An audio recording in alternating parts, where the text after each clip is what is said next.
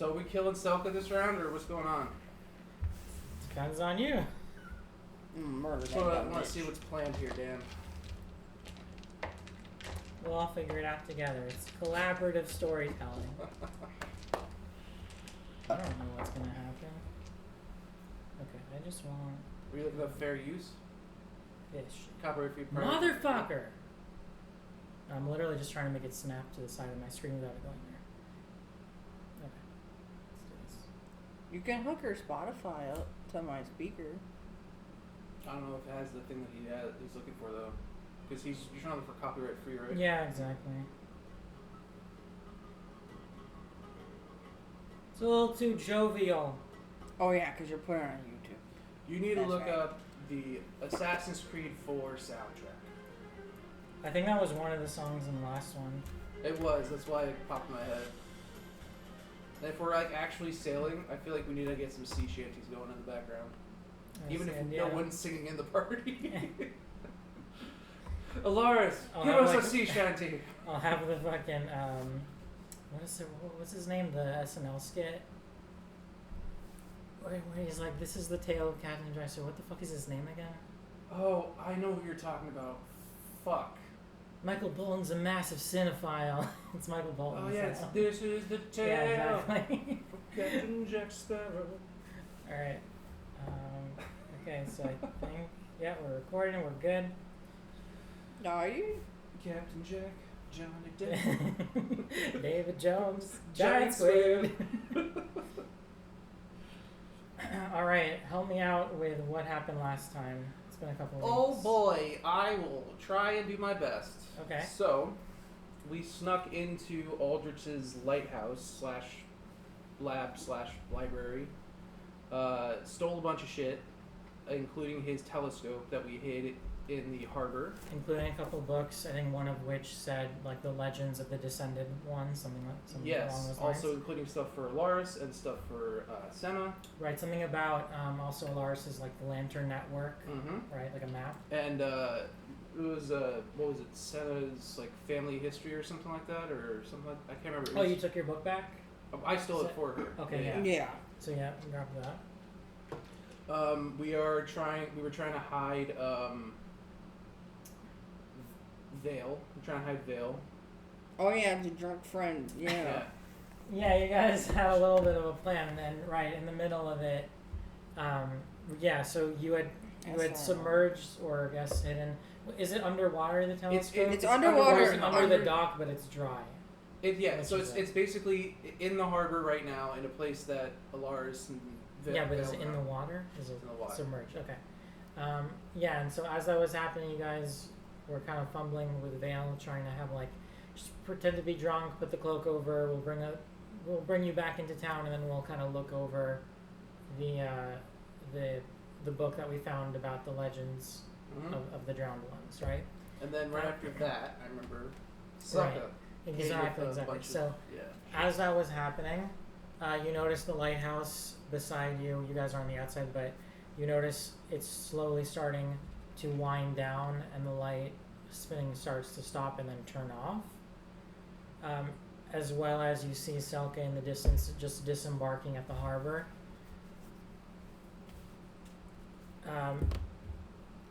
From there,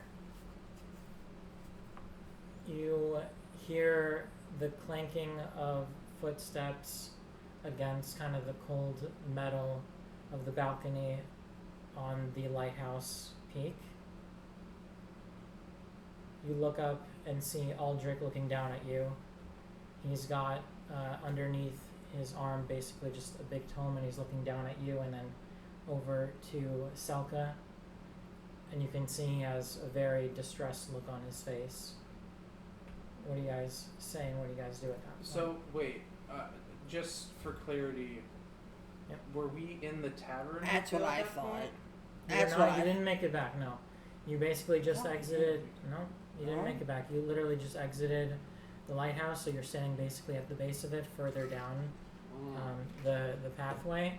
And then as this is happening, as you're trying to put the cloak over Vale and put together this plan of how we're going to sneak you back into town, you notice Selka pull up and the lighthouse starts to wind down. Okay. And now you see Aldrich standing at the peak of it. And he's looking down at us? Yeah, he sees you guys. Does he say, he doesn't say anything, does he? Not just yet. Okay. So, I guess since Vale is under the cloak, because I know we gave her a cloak to hide her head, and over your shoulder last I checked. Yep. We'll just keep walking. Like, because we're basically on the docks at this point, right? You're not. You're at the base of the lighthouse. Oh wait, I thought we were already in town with it. Okay, so yeah, so like you can imagine basically you're at the base here at the walkway. So does Vale, does he see Vale? If she has the cloak up, he sees the figure, but he doesn't let's say know that it's her. Okay. He's a smart guy, so maybe he has an intuition, but he doesn't see her. Definitively, okay. Yeah. So I would say we ignore it, and Vale goes over Maddie's shoulder like we had our plan before. And pretend we didn't see it, and just and keep we just going. start walking towards town. Okay. Aldrich calls out to you, basically saying, "The Navy's arrived. It's time to pick a side. There's no going back from this."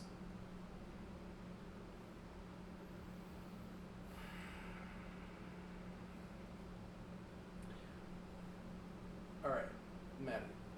I don't know what to do. I have an idea. Okay, hit me with it. We're not picking a side. In fact, we just keep walking. Just sprint. No, not sprints, just casual, almost like we didn't hear him. You guys are crazy. Just pick our own side, but yeah, okay. Just so I kind of have. We're not on any. We're not definitively on anyone's side We're on the yet. third side. We're on our own side. Fuck yeah. So I'm gonna say we do exactly that. We ignore him for now, like we didn't hear him or whatever. Keep walking. Dan, into the town. DM's very pissed. No, I'm not pissed. I'm just shocked. Let's keep going. You guys do Fuck what you 'em. want to do. Fuck them. Okay. We don't know which was the good side yet, or if there is a good side at all. So They're both fucking terrible. Okay. I'm not gonna be like definitively like, yeah, fuck this guy. Okay. So at that stage, you start hustling a little bit. You hear him crying out to you, basically pleading for you to give him a chance to explain things.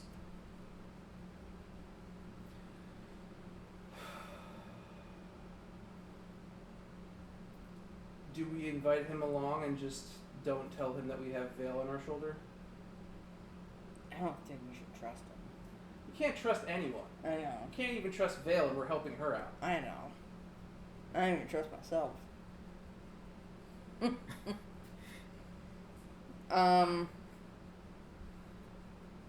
No, I think we should just keep going.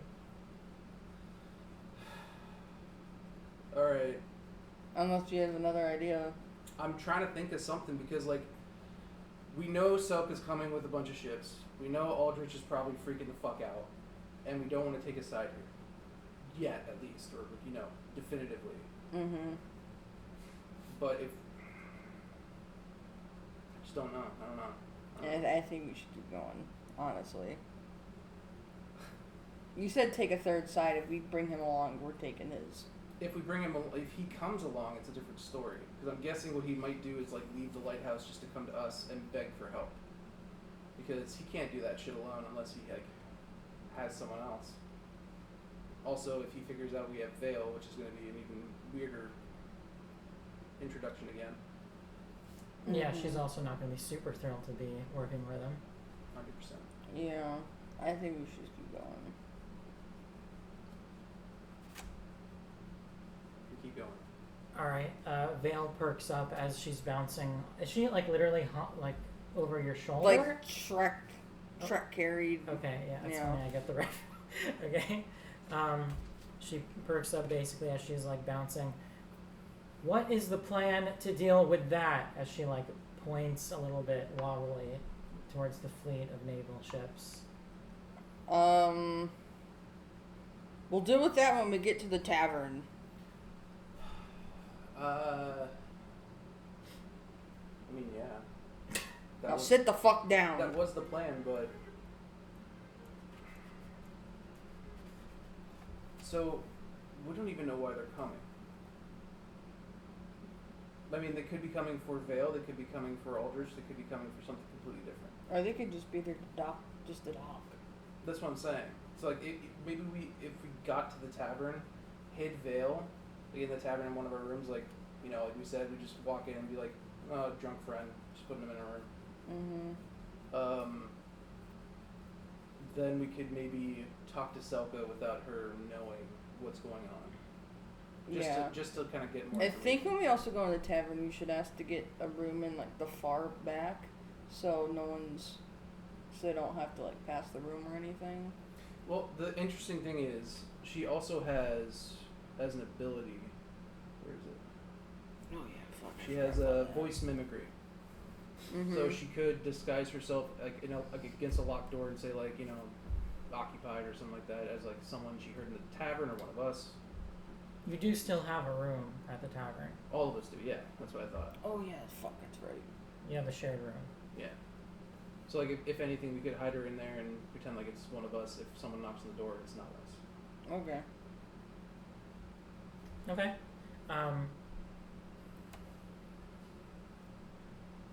You see Selka's forces starting to gather. A few guardsmen surround her.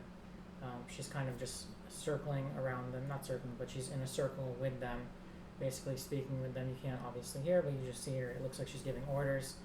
And with that, you hear from up above and behind you a hurried and kind of flustered kind of pitter-patter of feet on the balcony, on the metal balcony, and then slam the door behind him, basically putting together that Aldrich basically hustled his way back into the lighthouse, pretty unnerved by the sight of Selka and the Navy. So you guys make your way back to the inn. The streets are dead quiet. It's the middle of the night at the moment.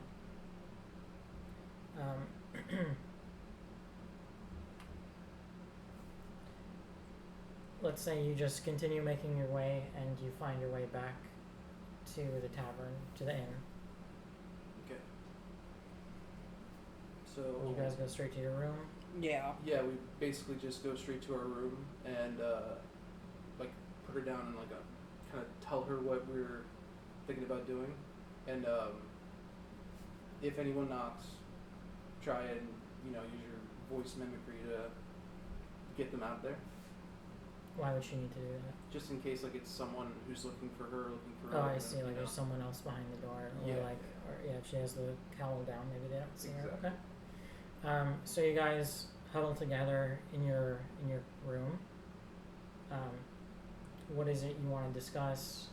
What is the plan? Do you want to go through the books that you collected? What do you guys want to do at this stage? At that point, I start unloading all the stuff I stole, like the books for Alaris, book for Senna, and anything else like manuscripts, whatever I have, and kind of just splay them out for everyone to see, and just to show like what we got. I asked Vale to start looking through some of these to see what she can understand about any of this, because this is all pertaining to us, and we don't know much about it at all. Okay. And then I would say I'm going to go hang out in the tavern waiting for Selka, because I know she's going to come. And then, what should we have Alaris do? Wait, you leave the inn? No, just into the tavern area of the inn. So like. Okay, you don't want to. Okay, why? Just to put up a facade, because I'm imagining when Selka reaches the harbor, she's going to come into the tavern looking for someone or something. So if she sees us just hanging out in the tavern, it's less weird than like hiding in our room. Okay. That's my thinking. Okay. I can kind of see Alaris staying in the room and then reading that book that we took. That's true. I can see that too. Like maybe both of them stay back and Senna and Tyr go out into the tavern for right now. Okay.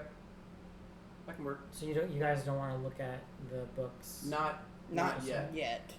We're gonna eventually, I feel. Because we know that she's there, so I want to make sure things are not gonna shit hit the fan before. Okay, but at the moment, Vale and Alaris are in the room looking. Yeah, and we're gonna tell them to lock the door, like not like lock the door, but like put like a chair like underneath the handle, just in case. Yeah. And then we should set up a fucking password. You really like passwords, don't you? Yeah. Because the last time we did this, it was rocks throwing in water. Yeah. Okay. I would just say this: don't. Chicken shit. I was gonna say, don't open the door for anyone except us. There's, if you don't hear our voices talking to you through this. Well, door, they can use voice mimicry. I don't know if they can. You don't know. Of course. That's what a password's for. The way you guys don't trust anything anymore. Dan, you did. I don't. I have a lot of PTSD. Maddie complains about less fights. We immediately get into 5 fights. I'm like, fuck.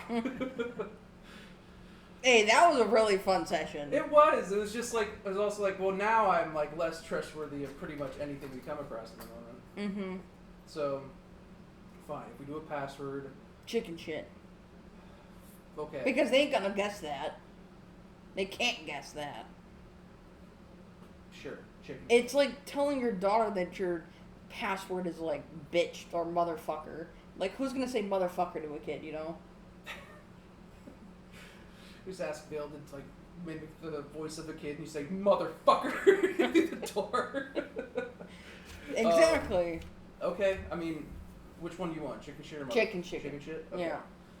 So we'll set up a password system where we knock, like, let's say 3 times in a specific way and then say chicken shit, and that means it's us. Don't open the door for anyone else. So. No, let's do a couple knocks and then say chicken shit and then a couple more knocks. Fine. So, chicken shit. That good? What he said. Okay, cool. So after that, they lock the door, and we hang out in the tavern. I would say we grab some beers and act like we're just hanging the fuck out. Yep. So. Okay. I concur. I guess you order a couple barrels of beer. I'll be double fisting. Okay. And I'll grab a fucking pint. We sit down. Let's call it a silver. A silver? Sure. Deal. Mrs. Bank. 1 silver. Yeah. So you guys settle in. The barkeeper, I don't remember if we ever gave him a name, but it doesn't matter. Serves you guys right on up. And he basically starts chit-chatting with you. What brings you guys to the bar so late? Oh, we were helping a friend who we found kind of drunk and wandering around, and we're not really tired yet, so figured we'd grab a beer ourselves. Fair enough. Make the night go smoother for y'all. He goes ahead and he fills your second fist, Senna, and with that, you guys are just keeping the facade going, while Vale and Alaris are kind of spreading out all the different pages and books and maps in front of them, just laid out over one of the beds. Is there anything you guys want to do while you're down there? While they're down there. While while you guys are in the tavern. Okay, so how about this? Since we're also role playing as Alaris, so since Vale and Alaris. Okay, yeah, you can do that. I was thinking, might as well shift Yeah, to you can them do and see that. what they're thinking. So, as they kind of look through shit, are they like realizing anything as quickly as possible, like that they can glean from any of the manuscripts? Which one do you want to focus on first? Alaris would probably want to look at the lanterns first, so we'll talk about the lanterns. Maybe even like trying to pull stuff from Vale that she might know. Okay. So Vale doesn't know anything about the Lantern Network. However, when looking at the map, she does see a few icons and symbols that look familiar to her, that kind of mimic the maps that she's used to intercept the shipments for the master that has kind of enslaved her to servitude. And in particular, what stands out are a couple icons representing interception points located in the middle of the ocean, just off the coast of this village. And she kind of is able to glean a little bit of context and say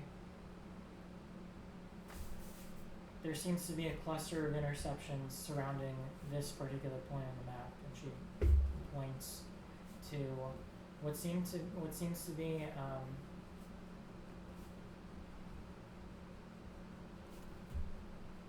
it kind of looks like an archway, just crudely drawn on the map, just one arch. Okay. But it's placed over where the ocean would be. Now looking at the rest of the map, you basically see a network of different nodes placed across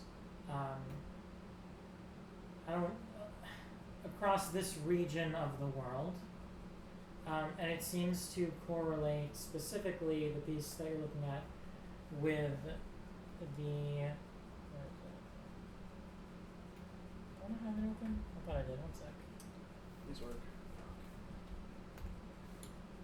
I'm running into a Google Docs error. Oh yeah, I do have it. Yeah, so it seems to correlate essentially over here if you look at the map. You see a few different nodes, so you don't have this level of detail on the map you're looking at, so it's actually weirdly barren, but it seems to be kind of correlating to the overall shape of the territory that you're on right now. And so if you guys are basically located here in the Silver Song Village, you see one node that's, let's say about here, that's where that archway was. Okay. And then further over here, on land, you have a couple other marks that have been marked, as well as at the very south east of this territory. So you're able to get a sense of, all right, this lantern network.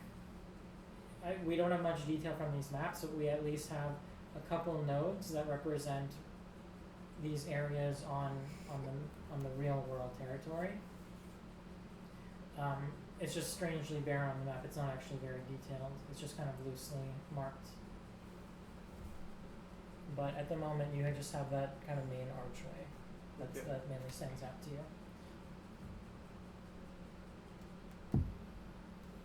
Is there any? So this is just based off her memory, or something that she read in the text? This is the map that you're looking at right now, which is related to the lantern network that you got from the library.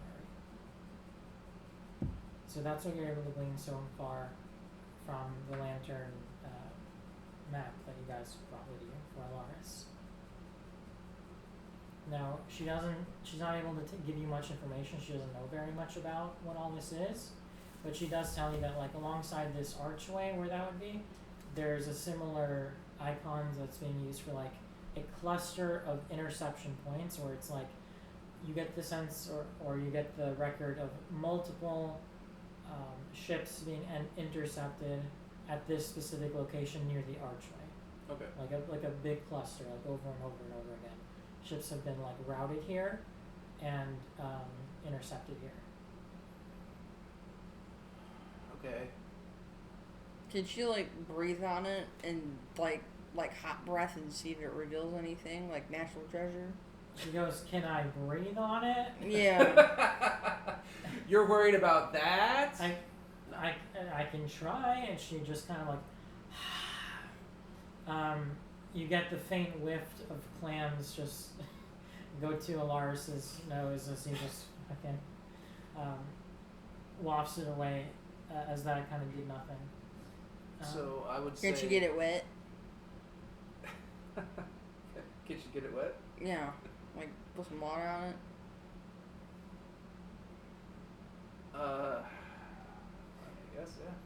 if you Yeah. want to try, you can. I guess you can ask her to.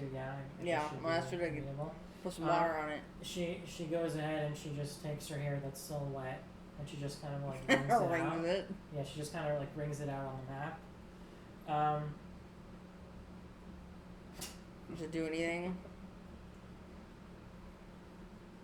Give me a sec. They're like.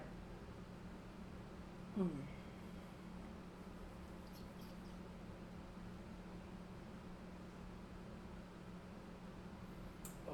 wait. And what about the ledger? Mm. Maybe like the spots in the ledger of where stuff goes corresponds with the nodes. It could. That's a good idea. okay. So you get it wet and yeah, nothing happens in response. Damn. But yeah, I like where your head's at. You're saying something about the ledger? Yeah, so I would say Lars takes the ledger that obviously had all of our shit on it. It says, can you like see if any of this corresponds with any of the nodes on the map, while I look through the book to see if there's anything about the nodes or positions where these nodes are. So then like I give it to Vale, and Lars starts flipping through trying to see if he can find anything. Okay, cool, I like it. So he starts flipping through, and they start to kind of cross-reference the cluster specifically routed at that kind of doorway, at that archway icon, and look for kind of specific coordinates that are listed in the ledger. Now it's pretty crude, and so I'd be willing to bet that, let's say Lars has a map of his homeland here, and so he's probably able to roughly sketch out the coordinates of different locations of the real territory and key locations on it with this more or less blank-ish map that's being used to kind of like log the locations of different interception points, right? So from there, the two of them are able to kind of piece together a pattern to where the interception points that used to occur where Vale was more a part of them over and over again near her coast, near her cave, you could then see a link using the ledger like log of locations and tracking to where the secondary point was that kind of archway icon. And so you see the Vale is involved with basically intercepting here, at which point the shipments are being moved here. Now what's strange is that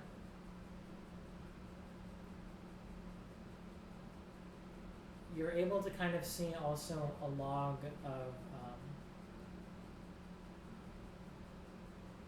or information about the ships themselves, so not just what the cargo was, but let's say just basic information about like how many crew members there were on board at the time of interception. Now when they make it to the second point,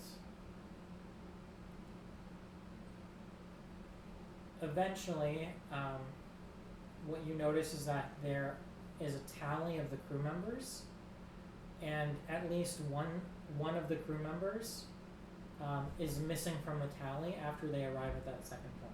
So essentially, Vale intercepts at point 1.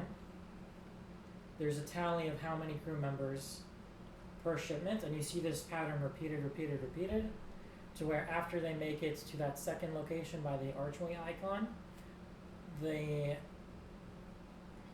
crew member list is essentially missing at least one person every time. So it's almost like one person is being lost every time they make it to the secondary location. Continuously, someone's Do you lost. think she eats one for tax? I don't think she eats one. I think maybe the fucking. So yeah, Vale is not involved with this secondary location. She doesn't know anything about it. Okay. Her job is to stop the ships and reroute them. At which point her job is done and she doesn't have any visibility into what happens to the crew members, to the shipments, or like the items, or anything like that. Damn. But eventually the ships do return, and then make it back to the harbor. At which point we have like the harbor master Bryn, where he was telling you guys, we're missing people, we're missing crew members. The people that do come back, they don't even remember what the fuck happened while they were out there. So some of that we already learned was a consequence of Vale basically being able to hypnotize people with her flute and reroute them and take them off course and intercept them. But she was never involved in any violence, and she doesn't know what happens to the people that go missing. Okay. I mean. Okay, so that was all just from Vale's memory, correct? Like that was from your memories, as well as just piecing together like maps that you already had, and the shipment ledger, and just what Lars kind of knows already about the map. Is it Lars finding anything in the manuscripts he's looking through? Which one? Any of the ones about his lamp, or any of the trinkets that we found, or whatever. Because they're all like technically disappearing around the same spot. So I mean, is there any way, like, let's say, you can feel a connection or whatever? Correlation? Yeah, something. Go ahead and roll.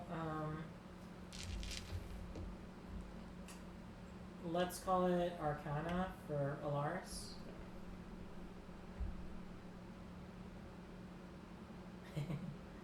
Come on.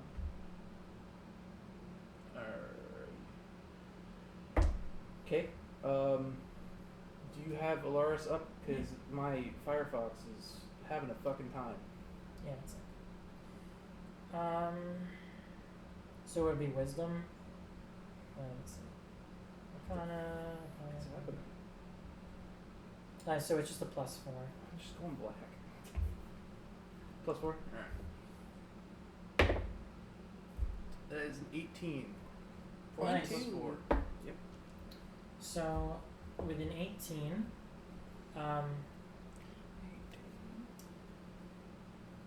Alaris is able to kind of comb through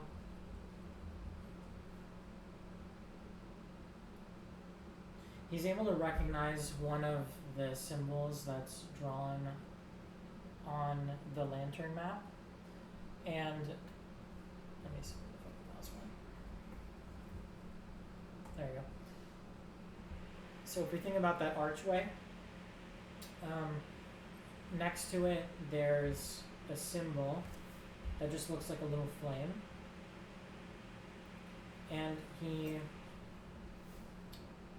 remembers that flame symbol as being familiar to him, at which point he pulls out one of his journals and starts going through his own personal journal, looking through the pages, and he stops on one of the pages that has an illustration of the lantern that his master left him, that was stolen from him.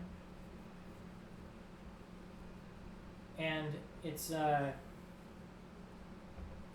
fairly well detailed illustration of that lantern, and on one of the sides of the lantern is that exact flame symbol, like drawn exactly the same.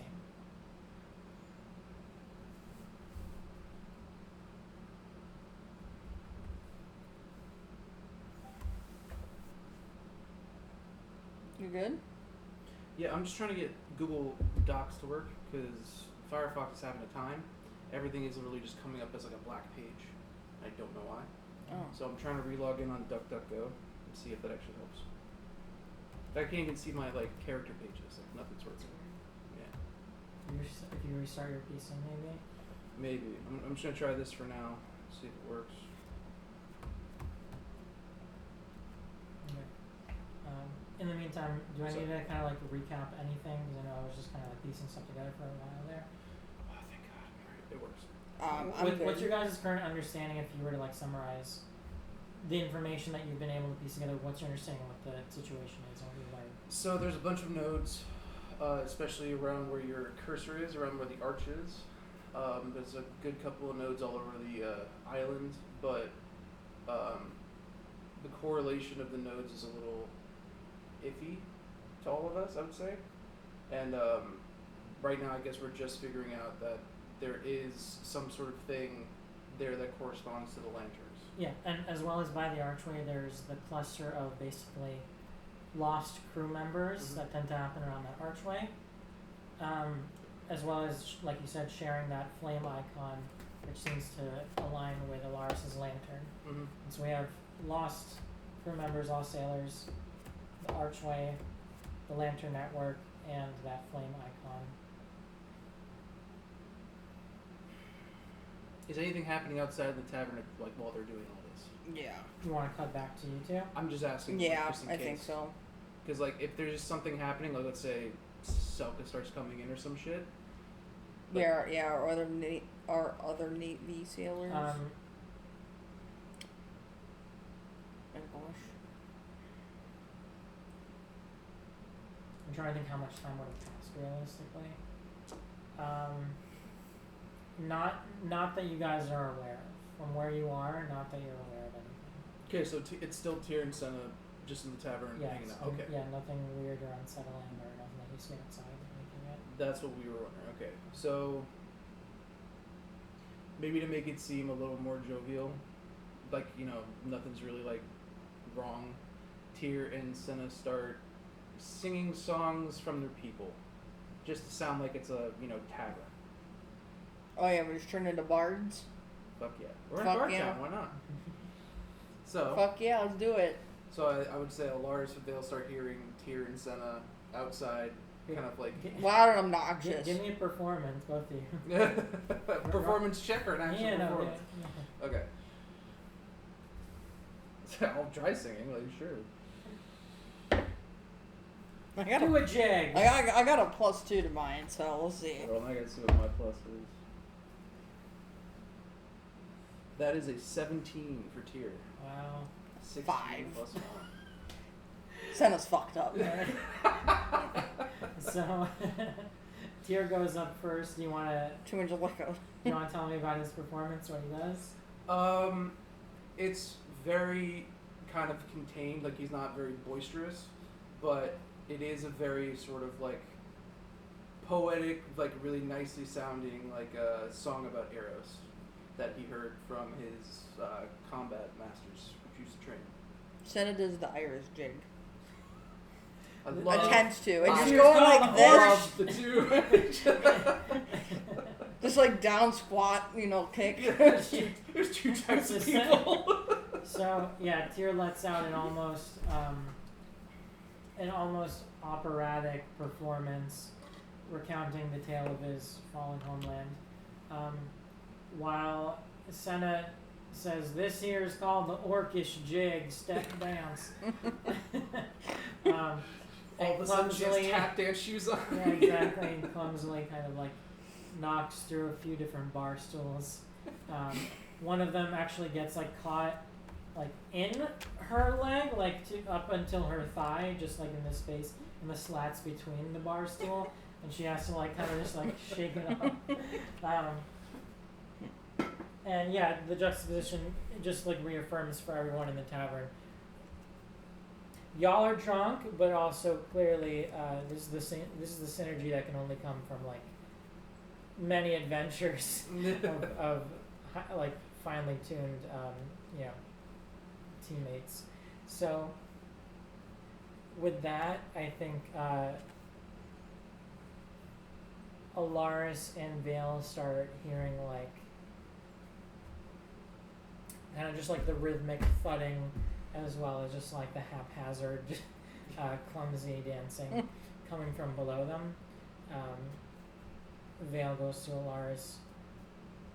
That sounds like your party members. I mean, you know them better than I do. Is there any chance they're doing something useful down there? Most likely not. Alaris would probably say no, but they're having fun. Okay. She goes, fun. Okay, fun. Well, I'm glad you three like to have fun. He's so sarcastic about it. It's like, this dumb bitch. Like, these fucking people are gonna be killed. So maybe I misjudged you three after all. I've heard clams sing better.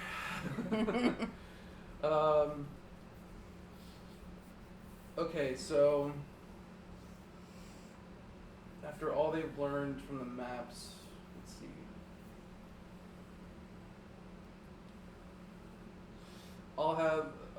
We'll do Alaris starts scribbling down notes from what they were just talking about, so that it can be like obviously not just on the map. Digested? Yeah, so like he can bring it wherever he goes, Okay. so we have it. Mm-hmm. So he draws a new map basically, putting the two bits of information together into one place. That's a good idea. At that point, the only thing untouched was the book about the drowned ones, the legend of the drowned ones. Okay. That's the only thing you haven't looked at yet. So I would say the next step is to start looking into that and see if maybe the spots in the book correlate to whatever's on the map. Okay. Mm-hmm. I agree.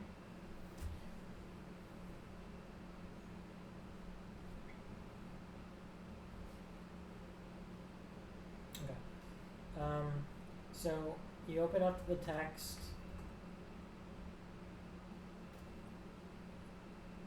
And it's a pretty dense journal filled with just like handwritten information, and it just feels like page after page after page of a lot of just like somewhat unhinged sounding or written in terms of like the handwriting and knows how clean it is. Scribbling until you arrive at a page that seems to have a little bit more clarity, like it's the summarization of all the loose, rough, unhinged notes of everything that came before it. So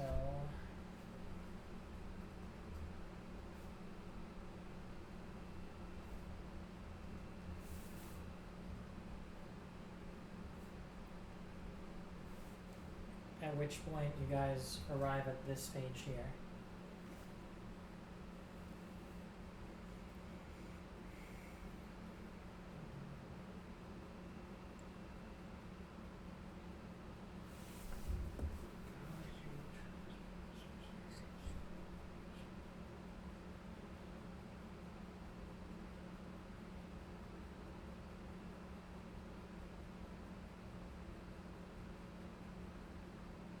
So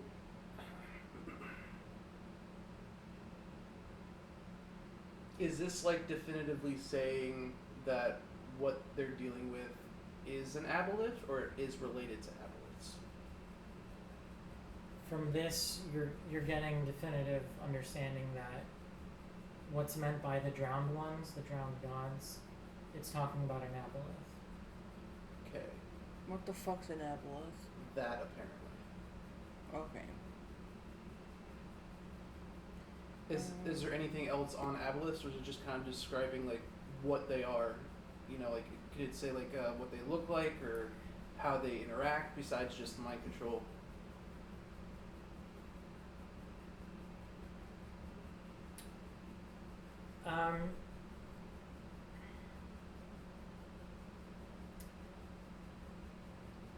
It's a lot of just like summary of detailed information about their lore, kind of what they are. And in piecing together that these are the drowned ones that you guys have heard so much about, you're able to kind of understand that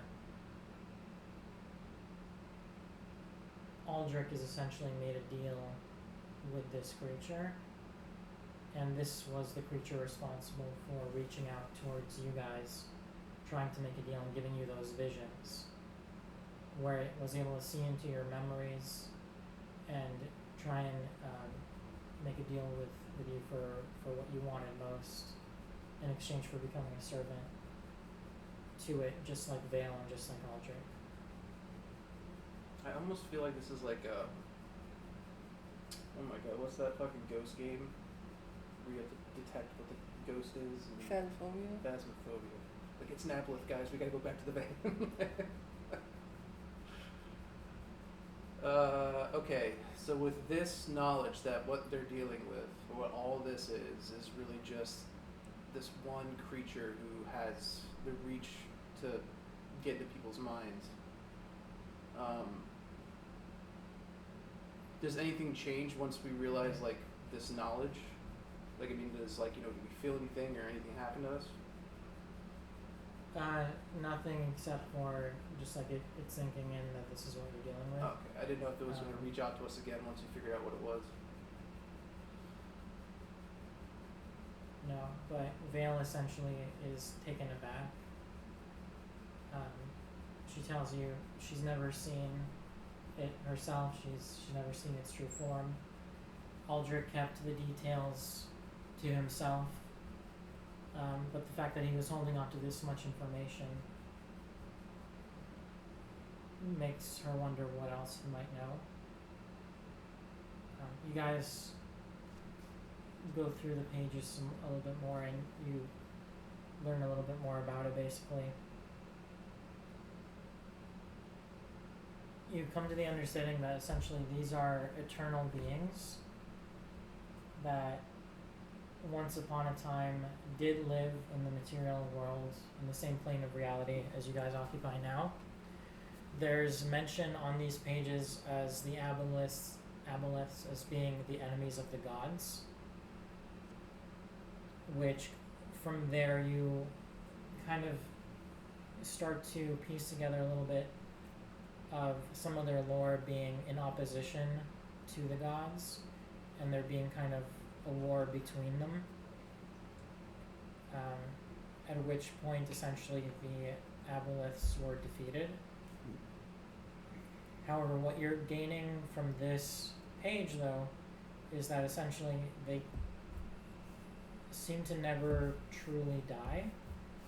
When they're defeated, they essentially are banished to the water plane of reality, which is just an ever-expansive, like, underwater ocean, basically, where they take potentially thousands of years to plot and plan their re-emergence and basically regenerating their bodies and to gain their power once more. Okay. You learn that they are capable of basically consuming creatures, and then once they do so, all the knowledge of the creature that they consumed becomes their own. And so there's a big thread here that emerges to you guys of these are creatures that hold eternal memories. They know everything about reality, everything about the gods, their weaknesses, how to fight them, what happened in their war against them.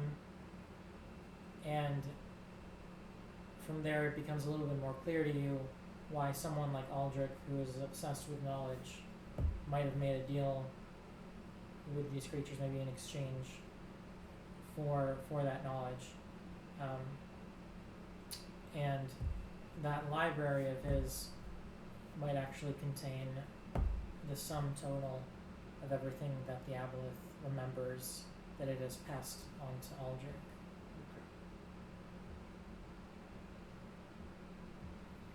That's not terrifying. Well, I guess this would mean we have to eventually go back to Aldrich. Yup. Does it have any mention of, like, where their whereabouts are? Or, like, where they like to hide?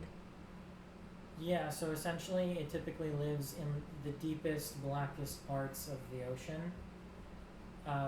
However, if defeated, killed, banished, they end up in the water plane, which is it's a different plane of reality, essentially. Yep. And so it's basically it's biding its time. It's trying to regain its power, its influence, to seek revenge and defeat the gods that defeated it all those years ago. It's a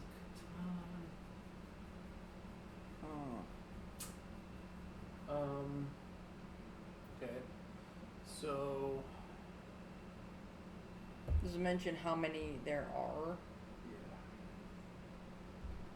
It does not. It's more of a description of what they are, So I would rather say than a description of a specific one or group of them. so the archway was that already stated to be like a portal or no? That's not mentioned anywhere. Okay.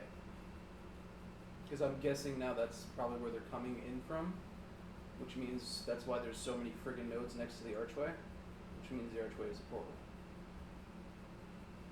That's a good idea. So I would say Alaris asks Vale, do you know what that archway is? She says, "No, I've never been there." Never heard anything about it from Aldrich, nothing? Just that I was to stay away if I wanted to stay alive. Yeah, I think we have to go back to Aldrich. We definitely do. That's definitely. We should go and interrogate him. Well, the thing is,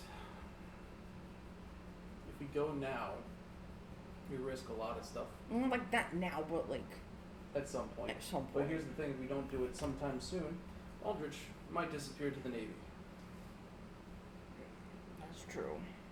What do you mean might disappear to the Navy? They could take him. Okay.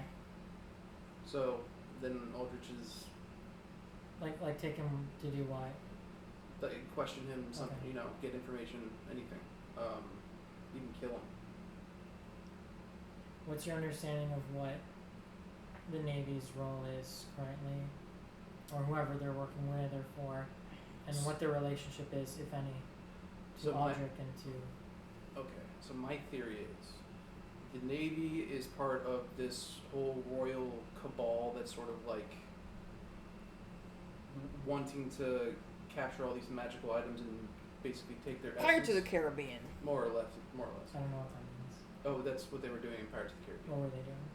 Taking magical items. And Yeah, taking they're their essence. tracking down Jack Sparrow for his magical compass and Okay. shit, To do what with? just to have it, because the head dude was a fucking 'Cause psychopath. it points at whatever you want the most in the world. Oh. Yeah, or most desired. Most desired. Interesting. Okay. So, where was I? I just started thinking about fucking Pirates of the Caribbean. Mission accomplished. What was I saying before? My God. We were talking about like what the connection is to like the Navy. Oh yeah. Okay. So the Navy probably wants those items, and I would say the Aboleth is probably trying to take those items for himself, which is kind of the give and take of this entire situation. But I think that the Navy was sent because, yeah, they're like, there's some shit going down in this town. They know Aldrich is part of something. They just don't know exactly what it is. So they're kind of cutting off loose ends, maybe. Okay. That's a good theory. So, with all of that in mind, what do you guys want to do at this point? I think Senna drunkenly stumbles out of the tavern to see like what the Navy's doing. Okay. As I imagine at this point they're like in the harbor, right? Well, I mean, we've seen them coming in, right? No, I know. I'm saying like once you stumble out, they'd probably already be there at that point. You know what I mean? did y'all take Yeah, the like I want to see like they're coming in, like what the fuck they're doing at the docks. Did y'all take the telescope with you? Telescope underwater hidden. It's still there. You didn't bring Yeah. it with you, did you? Okay. No. Okay. So yeah, at that point, you guys wouldn't be able to see the harbor from where you are now, because you're further into town. But as Senna kind of like peeks through the doorway to the tavern, to the inn, she's able to see just a few guards, Royal Navy guards, in the distance, basically making their way from door to door, just kind of speaking with the locals. Okay. Gradually approaching where you guys are in the inn. So does Senna come back in and tell Tyr what's going on? Yep. I was just about to say that. So Tyr would probably just look up at Senna and being like, keep the charade going, start singing again. Yep. And then she We're just trying to swipes make the fucking fifth. We're trying to make Just it seem downs like it. Yeah, there we go. Okay. So based on what you two know, I get how that might make sense. And then while that's happening, what are Alaris and Bale doing? Or Alaris, I guess. So I would say Alaris is still trying to condense notes into one spot. Like, so everything that we just learned about the aboleth and whatnot is also going into the notes that you put all of the map nodes on, just to, again, keep everything together. I don't know what else did we steal? Because like the only thing I can think of that's like left is the book for Senna. Yeah, what else did we take? I don't think I wrote it down. Yeah, I didn't. I forgot to write it down too. I was too busy stealing shit. I know we stole a bunch of shit. Yeah. I don't think, from my memory, you didn't take too much stuff. You took the Lantern Network map. You took the Legend of the Drowned ones. I think that was about it, though. You took the telescope. I don't think you ended up taking the T set. No, we did not. Yeah, and then Sunda's book. I think that was it. Okay. Oh, was it? Oh, I I thought it think was so. more. Yeah. I know we took manuscripts for the Lantern. We took a book for you. Mm-hmm. Maybe we took like one more book to the Drowned ones. We took another book, I think, that I thought was relevant, but I can't remember what it was. Me If not, neither. then I guess that must be I it. don't remember. I don't think Yeah. so. Okay. Must not be important. Yeah, I guess so. So, I would say, is there any way for, like, I don't know the layout of the tavern exactly, but like, is there any way for Alaris to, like, peek out of a window to see what's happening, like, outside, not below into the tavern? Yeah, you'd be able to see basically what Senna does, Okay. which is just like the door to door Okay. for the fucking cards. So I would say, since Alaris does know the Navy's coming, he goes out to like maybe one of the upper windows just to peek out, and if he sees exactly what Senna saw, then he goes back, tells Vale what he saw to get ready, for whatever. They hide all the books and the manuscripts, and then Alaris says the exact same thing, lock the door, we have the password, it's whatever, goes down and joins them. Like, Okay. joins Tyr and Senna. Okay. Then I think he should stay with her. why? I don't know. I have a weird feeling she's gonna get kidnapped. She can handle herself. She's strong as fuck. Yeah, I know, but I feel like I don't know. She's gonna get kidnapped, like snatched the fucking window. Like Well, she's on the second floor. have you not seen Monsters University? You idiot! Fucker soared through that bitch. I think she's fine. Okay, if she gets kidnapped, it's on you. Yeah, So okay. Alaris heads down, and what does he say and do? So Alaris goes down, I would say, just to join them and keep the facade up because he sees what they're doing. They're just being loud and obnoxious to be, jovial or whatever. He doesn't drink, so I would say goes to grab a tea and then sits down with them and then starts looking at Tyr as Senna's singing something. I would say, to explain what they found out as quickly as possible, not in like as much detail, just it kind of like goes into Tyr and says, we think we know what we're dealing with. Senna doesn't understand a fucking word he says. I was gonna say you're drunk as fuck right now. So. She's just down a fifth by herself. Exactly. Okay. So Tyr would be like, okay, good. I'm happy you guys found something. The Navy is outside looking through coming door to door. We're just trying to make noise and look like we're having a good time instead of like anything weird going on. So join us to Alaris. So then at that point, What do you think Alaris would say or do at that point? Lars would probably say, weird. No, thank you. But alright, I mean, I'll stay. I'm not gonna sing. I think Senna's gonna go over to him and like peer pressure him, and just like give him like a beer and like a couple shots, Okay. and just slow, just And Lars would be inch it like, towards I'm not him. gonna be peer pressured into this. Yeah, so as you guys are doing this, essentially you start hearing loud, thunderous banging sounds in the distance that sound like cannon fire, as well as just the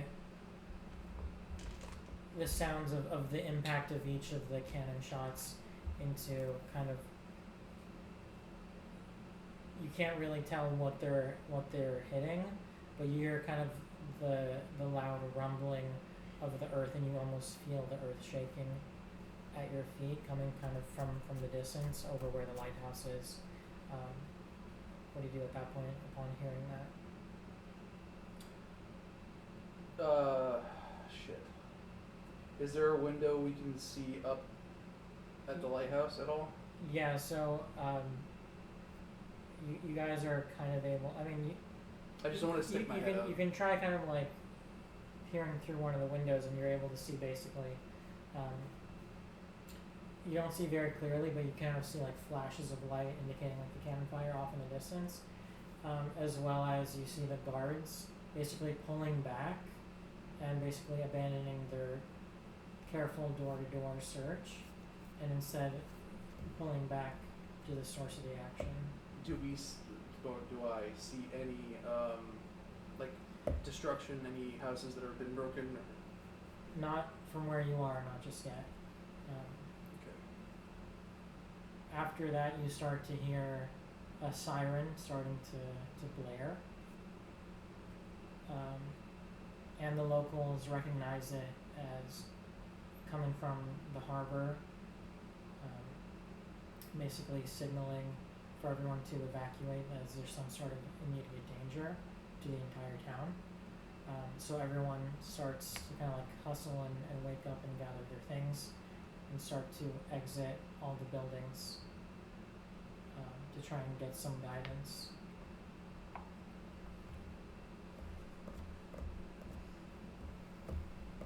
At that point, I'll poke my head out the door. Do I see anything different, or just kind of the same shit? At that point, you see trickling out hordes of different people from all the different shops and buildings and houses, kind of just like sleepy-eyed, making their way out as the bartender basically starts calling out instructions to everyone, heads over to kind of like the staircase. There's a bell that's just on a rope system that he's starting to pull basically to wake up everyone in the inn to try and get them to evacuate, and just kind of is shouting instructions to wake everybody up, getting his employees to make the rounds to get everyone out of their beds. Okay. What were the two cloaks we had? Cloaks? Yeah, remember we found cloaks? That was one of the ones we put over Vale. I think you only had one cloak. It helps you breathe in the water. Yeah, we had one cloak, and that was that cloak. Oh, I was confusing the cloak with the It cloak. was the gloves, the cloak, and a couple of books that increase your sense. Yes. Yeah. Okay. So. Shit. I do think Alaris, Senna, and Tyr should go to the harbor master right now as fast as we possibly can, just to see like what is happening, like what he wants to do, what he's thinking, all that shit, because like that's kind of the main, like authority at that point. Mm-hmm. And we tell Vale to try and slip underneath the harbor. Are we gonna do the same thing to pull her out, or just have her put the cloak on? Have her put the cloak on so that she has it, because like there's really no reason for any of us to have it at the moment, and hide under a harbor, like maybe under a rock or something, like just to keep her from sight. But I'm just trying to think of like ways to keep her safe so she's not gonna get like or killed. we really don't have anything. That's what I'm saying. Should we bring all the books and shit with us?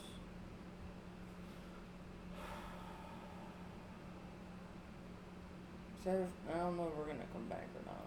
That's true, and I think we took as much as we possibly could out of all of them, because we did eventually figure out. Other than my book.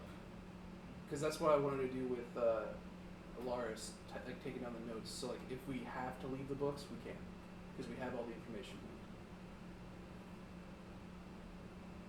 we need. Yeah, we could just go and grab like my book, and then he can take his notes. Okay. And then. So Maybe just like shove them like underneath the mattress, or I don't know what the fuck they want to do with them. for right now, I would say Light that shit on fire or whatever. Just a bonfire of books, alright. So I would say Alaris goes back upstairs to Vale, explains to him what is going on or explains to her what is going on right now. Takes Senna's and the Drowned Ones books and stashes them. The rest, puts it somewhere safe in the room that he thinks is gonna be safe. He doesn't really need them anymore. When you say stashes them, hides them in the room, or takes them with him on his? Oh, the two books he takes with him, but everything else he kind of let's say puts under the mattress or in a. Okay, so he's taking with him which Sure. ones? The Drowned Ones book and the one that he didn't get anything from, which was Senna's book that he didn't read. Okay. So and then Vale puts the book on, and I would say at that point Alaris explains what we're trying to do. Do you still think it's a good idea for her to just kind of slip into the harbor no one sees? I guess so. I'm trying to just think of ways to keep her safe. Yeah, we could just shove her in the bush. I don't know. Fucking Stay. Fortnite style. If they come, crank 90s. I would say that's probably the safest thing. Just Yeah. have her put on the cloak, which you can already breathe underwater, but just to hold on to, and have her go into the water as stealthily as possible. I agree. Okay. And where do you guys go, to the lighthouse? We go to Bryn. Okay. As you exit the inn, it's getting gradually more chaotic in the streets. People kind of pushing, shoving, yelling over each other, pushing past each other. And there doesn't seem to be much clear direction. Now there's a couple, I forget what the word would be, town criers or whatever, that are trying to call out instructions. Basically saying, exit your homes if you have ships available. We're trying to board, so come this way. Now it's a little bit tricky because the source to safety is also the source of danger, so the source of the ships out is the harbor, but that's also where the danger is, and so people are trying to make their way there safely, but it's a little bit getting more and more chaotic. And the town criers are basically guiding people on Bryn's behalf to safety over to where the harbor is. Okay.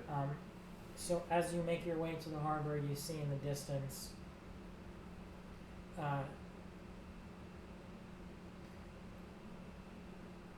you hear the siren blaring consistently, basically pulsing and pulsing, at which point you do see, as you get closer, you see that Bryn is the one basically cranking the siren to make it sound. So he's still in the distance, and you see Salka basically walking her way with about 10 guards surrounding her, accompanying her, over towards Bryn. And she's just walking very calmly and stoically. Meanwhile, a couple of the ships by the harbor, her own navy fleet, are just shelling cannon fire into the base of the lighthouse. And it seems to be more for warning shots, just to scare the town or scare specifically Aldrich. And they're just shelling the earth and the ground beneath. You get the sense that they could easily start targeting the lighthouse or any of the townspeople or villages, the homes and shops. But right now they're just focusing fire to put pressure on the lighthouse and where Aldrich is in particular. Does Selka and her guards get to Bryn before we do? Yes, so they're a lot closer, so they would naturally make it there faster. Okay, just making sure. Yeah. Okay. So I guess we just keep walking towards Bryn. Yeah, we're stumbling. Oh yeah. That's gonna be Okay. fun. And as you guys get closer and closer to the harbor itself, I'm guessing Vale just tries to slip in amongst kind of the chaos. And is she going anywhere, or you're just telling her to hide? Just hide for right now. Okay. Do you want to like work on a plan, like if you need her help or something, or what do you want to do? You can't do the rocks thing. No, that's too obvious. Exactly. Well, it's It not gonna doesn't fucking fly. here because there's a bunch of chaotic motion and shit. Okay, how about this? We'll throw one of the books into the water. Or No. I have a better idea. What time is it? It's gotta be It's, night. it's the middle of the night at this Okay. point. It's probably Well, like she won't be able to see the fucking book. Well, I was gonna say this as well. What would be better is if Senna like drunkenly like stumbles onto shit and like knocks it into the water, like something that we can see, like obviously like near Bryn's dock before like she dives into the water. We can say like if you see like random stuff from Bryn's dock fall into the water, it's most likely us. Something's happening, but we'll let you know like one way or another. There has to be a way for us to let you know. See, we don't have any telepathic powers, which kind of sucks ass. I know.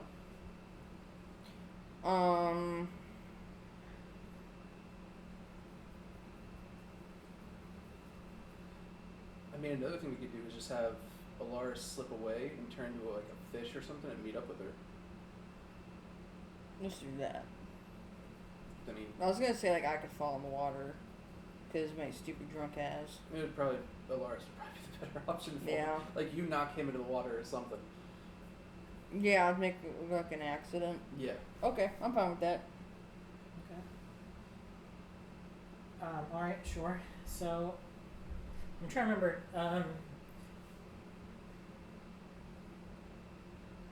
I'm trying to remember if you guys rested last session. I We know. did. I think Alaris did to reset his wild shape count. I think we had a short rest. Did you end up turning him into a fish in the end, or no? No, not yet. Because once we We talked about it though. yeah, once we got on the boat, he turned back into a Mhm. person. He was the only person who short rested to get his wild shape back. Okay. All right. So with that, you guys are kind of being pushed and shoved between different people. Vale hops into the water, or just kind of like slinks quietly into it. And in the distance, you start to see Selka reach Bryn, surrounding in kind of a C shape with the guards around him in the center. At which point he lets go of the siren crank. Mm-hmm. And you just see them talking. The body language seems stern but calm. At which point, where are you guys going? I think I should drunkenly stumble into them. And the cannon fire is still hitting the base of the lighthouse. Yeah. I do see why that would be a good idea. Just to make it seem like, well, hey Joe, we're having a good time in town. Blah blah blah blah. Yeah. Or to disrupt whatever the fuck they were talking about. Just to like kind of maybe even have one of the other two eavesdrop or something as you create like a distraction. Mm-hmm. It's not a bad idea. What are you trying to do in this moment? Like, what's the priority that you guys are trying to go for? We're trying to make. I think the whole point is to try and make sure that they understand, like our presence, like we're still there in the town, and we were just hanging the fuck out. But like at the same time, I think the whole thing is to really dig in to see like maybe Selka says something that we can't exactly hear if we didn't have. I got a question. So What? when we see Selka talking to Bryn, is that the same time that we're hiding Vale underneath the dock? Vale just slips away. She's I know, but like the time that she slips away, is Before. Selka already talking? Oh, you talking like if they can see her like jump into the water or something? No, I was more gonna like ask She slipped like away Vale if she could like go underneath the dock. Now I see what you're talking about. I'm saying, So what, if we see eavesdrop, or what do you mean? yeah, eavesdrop. Like I was gonna see. While you guys do what? I don't fucking know. I haven't got there yet. Okay, that's not a bad idea. Because you said you were trying to get Aldrich, right? No, but we realized we have to go back to Aldrich to understand what exactly the Aboliths are doing, Right. and if this is the thing that he's Right, and so time is ticking, and you got at this point you should know, or you do know, that Selka has a lot of resources and patience-ish, because she feels she's just in this position of power, but also her sights are set on Aldrich as well, right? Oh, sorry. I'll stop. Oh. I thought you were asking the question. My bad. But also her sights are set on Aldrich as well.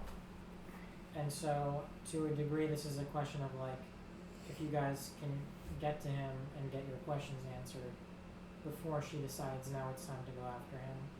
Because right now she's okay with pressuring, and basically pressuring him to kind of come out, as well as terrorizing the town a little bit. And maybe putting, I don't know what she's talking to Bryn about, or you guys don't know. But Okay, so you're kind of, you have those two I priorities, have right? It's another like, idea. she's talking to Bryn, mhm. and then also you know that eventually her focus is Aldrich, yeah. right? So I think Mhm. we should have Vale go underneath the dock and then like eavesdrop on their conversation. I should stay there just in case for a distraction. You and Alaris should go up and see Aldrich. I was gonna say Tyr goes up and Alara stays with Senna, so that Senna doesn't do some. Well, I don't want you to have him by yourself.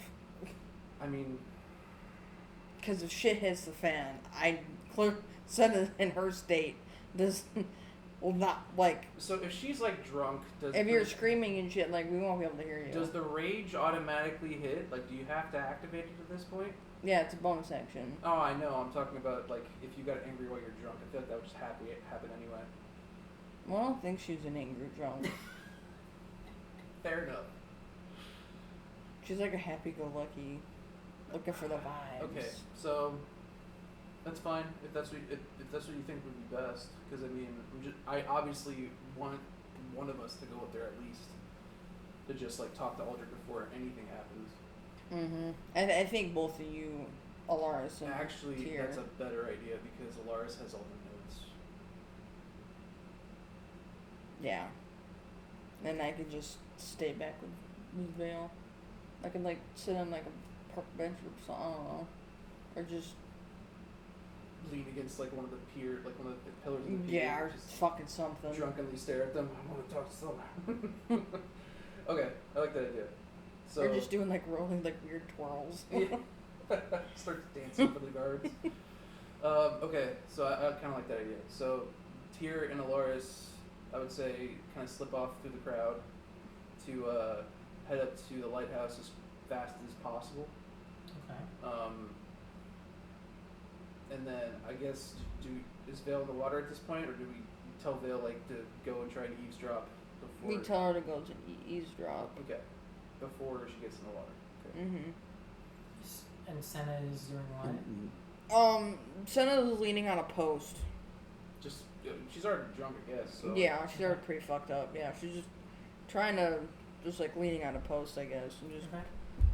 waiting. Don't be suspicious. Don't be suspicious. Don't be okay. So you start slipping your way through. There's enough chaos that I could easily imagine you guys kind of slipping through the crowd.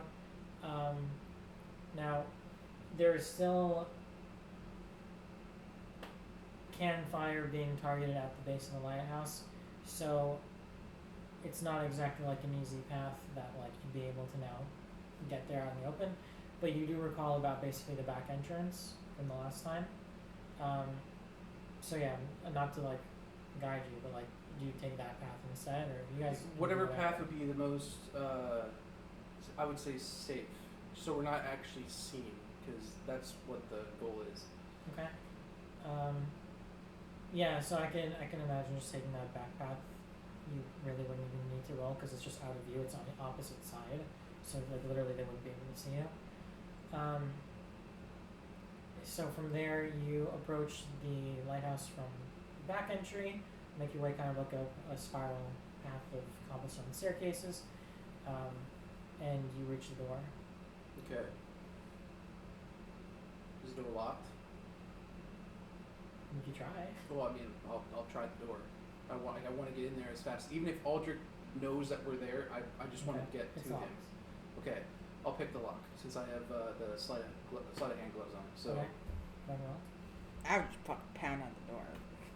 Well, you're fucking Senna. I'm not. I'm honestly like if I was you. Oh. Is what I meant. I mean, this will probably be easier because I get a +11. Yeah. That is a 21. 4 right. plus 6 plus 11. All right. So yeah, in record time, you're like, these gloves are fucking dope. You just kind of like gently tap on the door, and it just like swings wide open. At which point, yeah, I guess you'd be on the first level, and so there'd probably be like a little staircase. So you enter, there's like a small cellar room, just kind of like a closet-ish type size. And then further on the right corner of it, there's a short staircase to get up to where kind of that library area would be. Okay. So at that point, Tyr and Alaris should go to the staircase and get up as fast as possible, trying to look for Aldrich. We're not trying to be sneaky. Okay. At that point, you do see Aldrich greeting you. He's holding a very specific book in front of him, and he has a look of distress on his face. Alright, so he sees us or not? Not that point. Yeah, he sees you. Yeah, he's looking at you guys. He basically just says, for you, you could have knocked. Well, there's a lot of shit happening outside. As you say that, there's another impact that just like destabilized you guys for a second. Like, I think knocking is not the biggest problem now. Yeah, they tend to knock a little louder out there. You might not have heard it. So, at that point, Tyr would probably go up and say, so we've figured out some things of what's going on. We need more information. If you would like to get out of this alive, we can help you. But, and then I would say Alaris cuts in and says, we know it's an aboleth. We know there's an aboleth out there, and we know it's taking stuff. We don't know why, we don't know how, but it's out there. He looks kind of like down to the side, shaking his head. There's kind of a faint bit of shame to him. In particular, as he's getting confronted with Alaris, who he has kind of a fondness for and sees himself in. Shaking the table. Just fucking. Yeah. So, yeah, and there's like a twinge of just like shame to him because of that. And so, at that point, Aldrich basically concedes that you guys might be a bit at odds, but you are also you are each other's best bet of surviving what is to come from the Navy. So I think Alaris would also cut in and say, what did the aboleth promise you? He kind of gestures to the entirety of this rich, vast amount of knowledge in the library. He basically starts to explain a little bit more. Okay. I was hoping that wasn't going to be it. I was obsessed with trying to discover the secrets of this world. In my research, I came across the stories of the drowned gods and their fights with the ascended gods. It was then where that I made contact with the Aboleth first, it needed someone in this plane of reality to gather research on its enemies, to help facilitate its return, and to help facilitate its regeneration. This library was the payment. This is a collection of the Aboleth's unkillable memory. That's what it shared with me. This archive contains the only surviving record that the world has about how the Ascended Ones came to power, about their war with the Descended Ones, about the weaknesses of the Aboleth and the weaknesses of the Ascended Gods as well.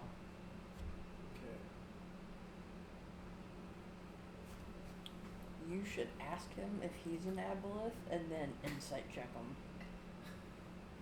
Are Aboleths shapeshifters?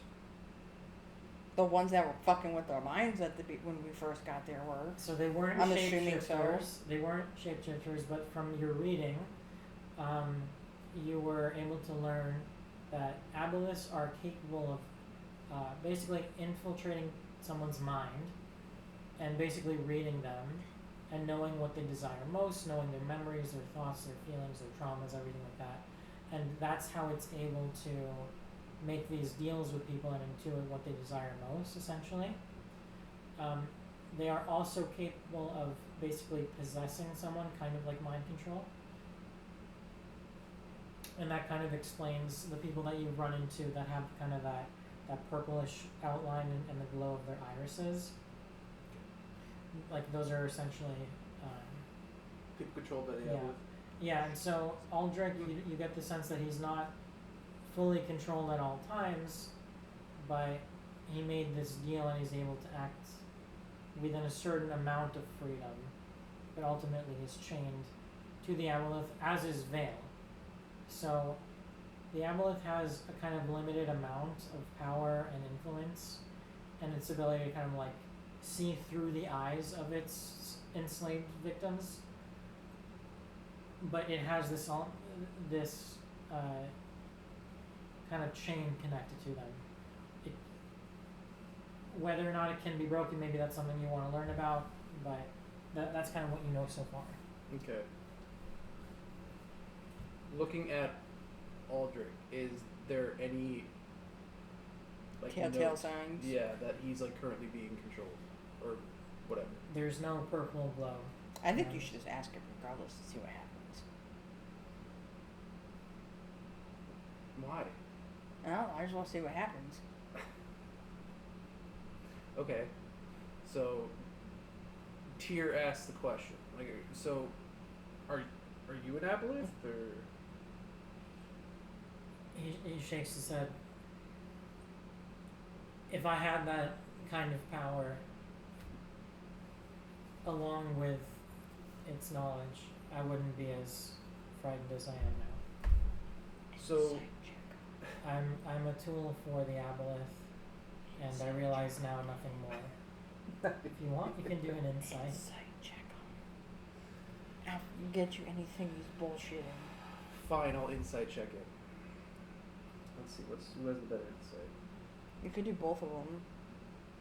What's Alaris's insight? I'll roll for Alaris.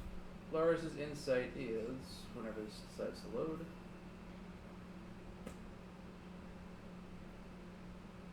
+5. Go on, what's yours? +2. Oh, another 7. What is the literal cinder block that you're using? I fucking know. 15. Dice jail. 15. I got. Let's go with the Lord of the Alright, 13 +2. so 15, you feel like he's being honest, maybe he's downplaying. Wait, what'd you roll? 13. I have +3. So the 15? Guidance. +3. So 18. So 18.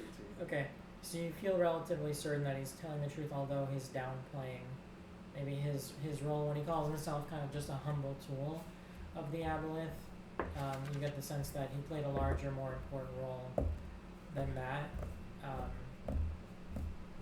So his role in gathering information on its enemies, on these townsfolk, and in controlling Vale, and in kind of guiding these ships and these sailors, basically, to their death, or what happens after maybe at that second checkpoint, you know? You feel like maybe he's downplaying his role in all that, his knowledge of it. But in terms of the fundamental truth of what he's saying about, like, him not being an Aboleth, that part is certainly true.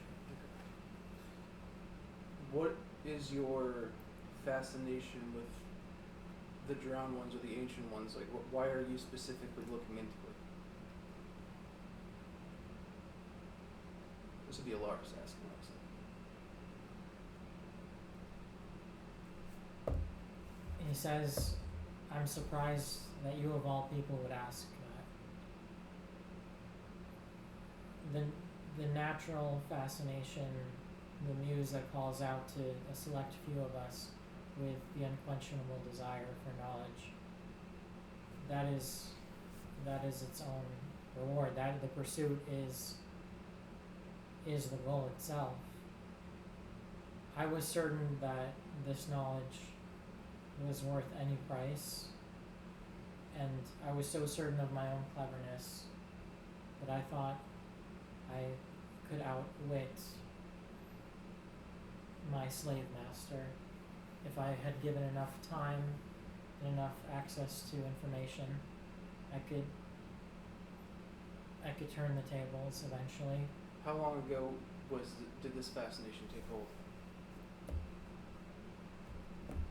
Ever since my youth, I could remember trying to learn the history, the arcana, the primordial beings, trying to make contact with them, studying them endlessly. It wasn't until a few years ago that I made contact with a group that you're familiar with. Yeah. Speaking with, basically, Lariel, who gave me access to further information. Bullshit. And it was then that the Aboleth contacted me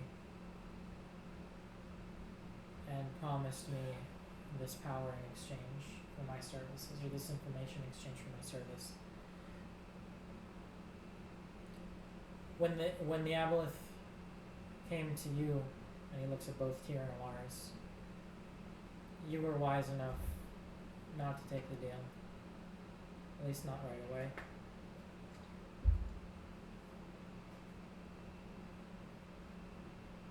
That's a valuable difference. I was thinking it was going to be the Aboleth has been controlling him the whole time and actually forced him to do it so that this whole plan of the Aboleths could go into motion. That was my thing. Yeah, maybe not force, but yeah, like manipulate. No, yeah, that's why I asked about like when he got into it. Shit. I also think that like they're never gonna let go of him, even though like they'll say like he never fulfilled his thing, so they can get endless knowledge. I mean, true. I guess. Do you know what she's saying? What do you mean? Like, you know how like I don't know where the fuck I got this from, but it's like, what's the word? Like the Aboleths won't let. It's like the deal with the devil. Like they won't let you go. Okay. So like even though they're like, oh yeah, your promise or whatever wasn't fulfilled, therefore we won't let go, type of deal. So that's what I was thinking, that like they're never gonna let him go because he has so much knowledge of whatever the fuck they're going after. Okay. So I guess the next thing Tyr would probably ask would be, what do you think is next? Do they take you? Do you leave? Who's they? The Navy. They most certainly want the information that's in my head or the information that is yet to be fully uncovered but is contained within this library. I can't let that happen. And the Aboleth won't let that happen. So what could the Aboleth do? That would be probably the next question. Like, to prevent that from happening, what could it do? It has ways I have yet to fully understand, but it has ways of reaching its tentacles into our world, pulling the levers. All of this will come crashing down one way or another, with or without my life being spared. I'm just one. He can find another. He can rebuild. They're nothing if not patient.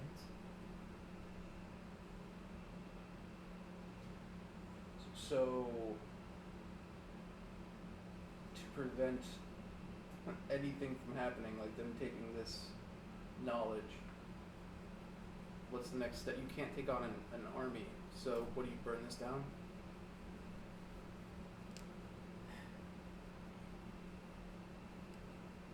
If needed, that's the way this will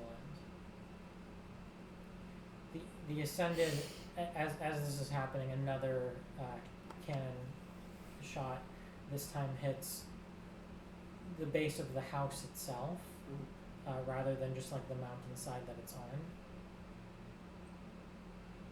And he basically explains the Ascended ones know that the Aboleth is alive. They want it dead. It's intercepting their cargo, it's delaying their own plans. They want it dead because it's the only thing living that remembers what they did to win. How they came to build this world order.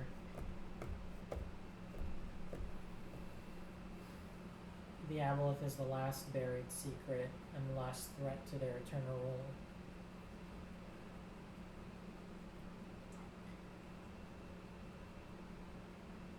You should ask him, like, what breaks him from his contract with the Aboleth. Fair enough. Alright, is there anything that we can do to break the tie between you and the Aboleth? There are a couple ways that I've learned. One would be to kill it. Now, I doubt you could even reach it. The Aboleth is most certainly not in its full form, and it is still trapped in the water plane. But if you were to reach it, you might at the very least be able to sever the tie. If not kill it for good, you might be able to sever the tie and free myself and Vale.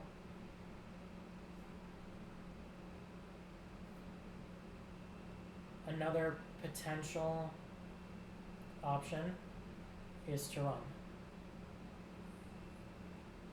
The Aboleth's control, or ability to control people, has a limited range, and so if you could get us far enough away, then there's a chance its hold would weaken and eventually break. Those are the only two ways that I've seen so far, other than my own death. Is the archway a portal? That'll be Alaris. Which archway? Is that you asking me or That's him asking? Him asking. Okay. Maybe like type it out and like point at it, maybe. Yeah. So I would, at that point, Alaris would take out his notebook and show him the map that he drew, like the whatever crude map. And we know there's an archway right here. We know that there's stuff that has been disappearing right here in mass.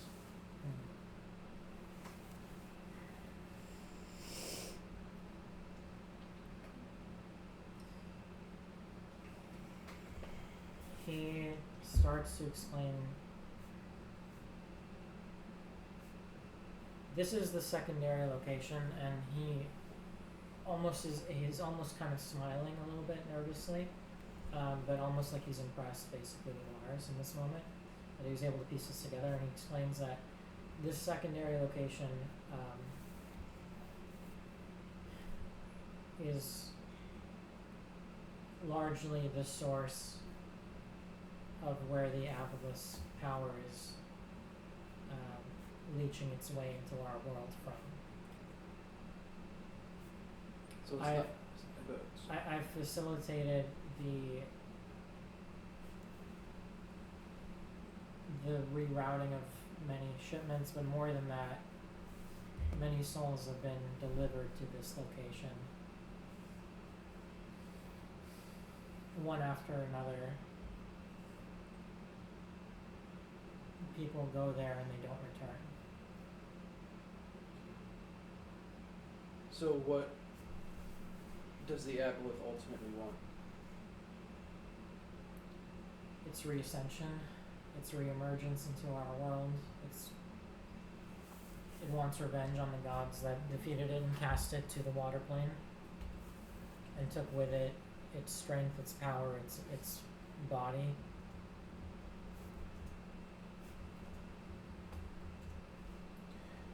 Okay, and if the Aboleth does get back in, how bad are we talking? The end of all things. And you said yes to this? There was only so much information I knew at the time.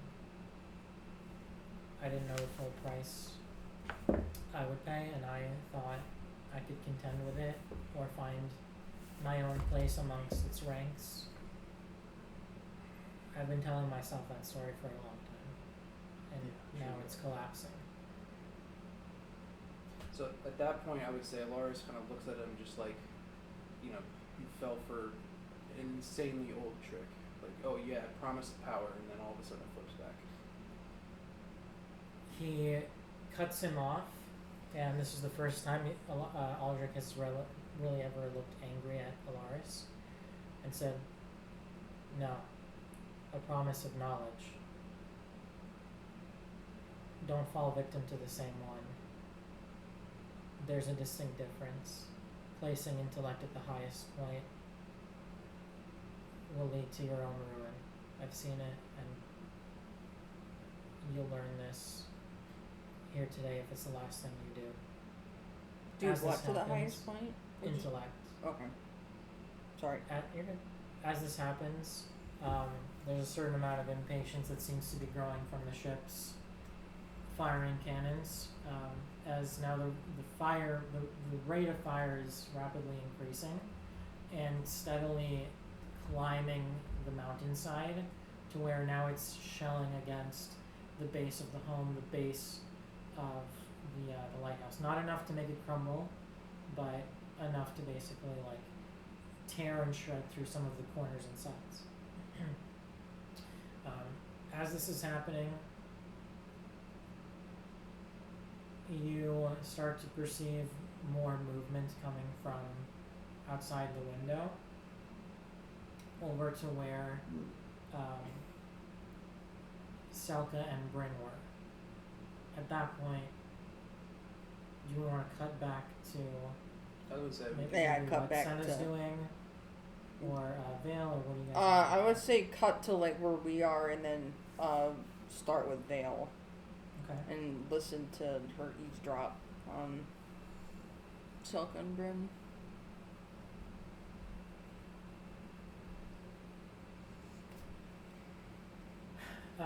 As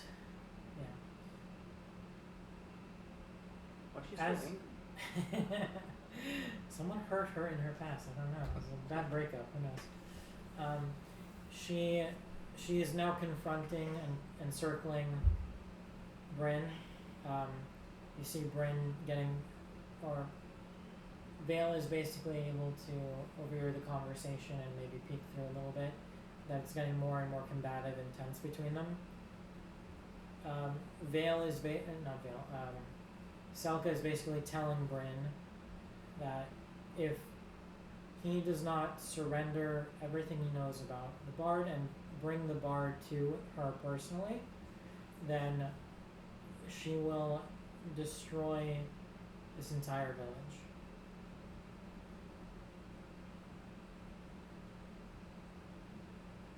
Is Senna doing anything? No, not yet. Can Senna hear this? I don't quite understand where she is. No, I think she's just sitting on a post. Okay. Just staring at the guards? Yeah, I have a couple ideas, but want to wait until something happens. Fair enough. So, Selka basically waves her hand towards her guards, two of whom step forward and very decisively grab Bryn by both of his shoulders. They pull him to the side away from the kind of the horn system that he's using. So in addition to like the siren, there's also just kind of like, picture like a brass kind of megaphone basically, to where there's a mouthpiece where you can speak into it, and that projects messages basically for the entire town here. At which point Selka basically speaks to the entire town and addressing them. She gets on the horn and just very calmly, coldly, just cold in her voice, says, "Attention, denizens of Silver Song Village. Surrender the bard to your royal naval officers, your commanding rulers, or you will be leveled and brought down to your knees until not even the pitiful myths and songs of this village remain." And with that, she steps back from the air horn. The mass crowd that have been steadily trickling into different life rafts and being routed by the different crew members to try and get them smuggled to safely. They briefly pause, they look around, and there's kind of an amount of uncertainty about whether or not they should just try storming the lighthouse or evacuate or try and do what she says or... I was going to ask actually, do they know which bard they're talking about? Because it's a ton of bards. Okay. Yeah.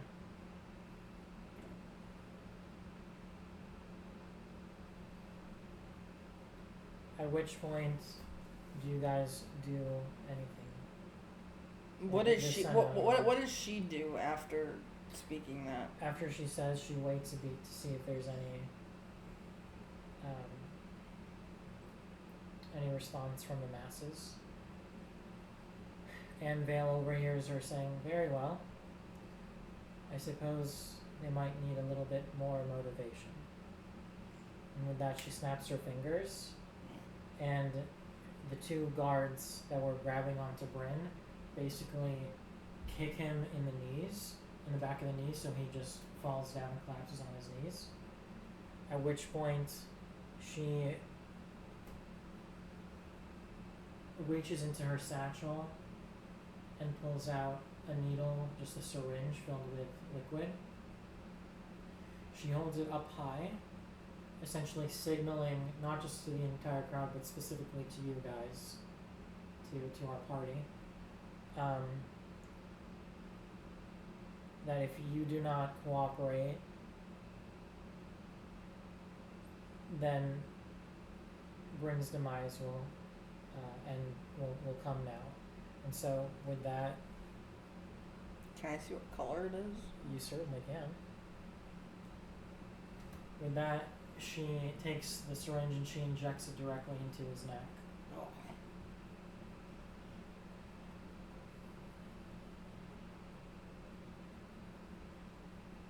Then what happens?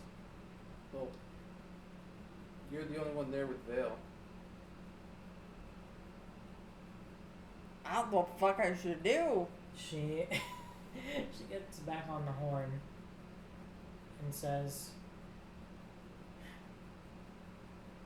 "To the never-ending thorn in my side, come out and cooperate. Bring forth the bard, and your precious harbor master's antidote will be administered. Until then, the clock is ticking. So she hasn't injected it yet? She has. Oh. But she's basically dangling the antidote in exchange for you delivering the bard to her. Maybe Senna should I have a go. really fucking dumb idea. Can I just, do you think I should just, drunkenly just, walk on the dock and just, fall into her and then grab the antidote, and fall into the fucking Now, milk? here's the thing about that, Maddie. You're going to have to roll for that. So, I don't know how good your performance skills are. It's +2. It's not very good. I was going to say, one thing you could do is act like the sort of liaison to the group for a sec and just, drunkenly stumble into them, being like, I'm here, we want... Just, give them pretty much nothing, Oh, yeah, pretend I'm okay.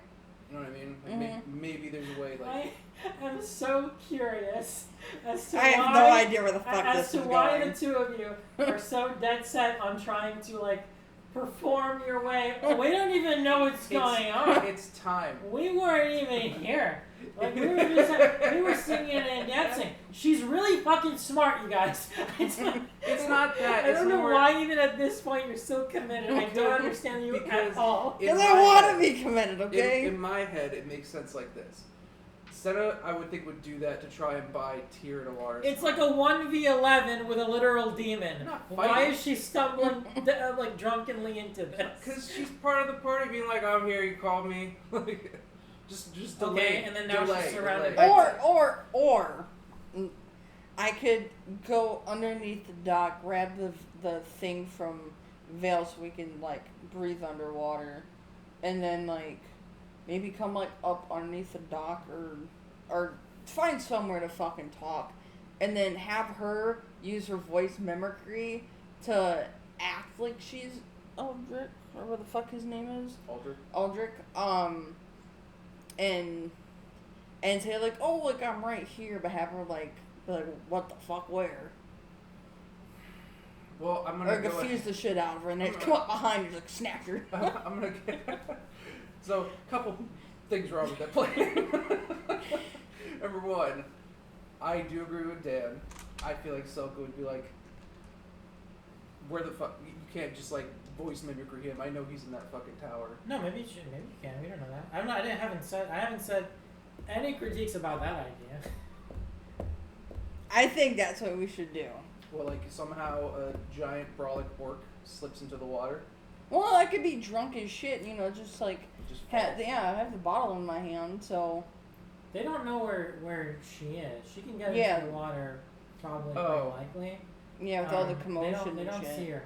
I just was imagining her a little closer than further away. So that's... No, she's on the shore.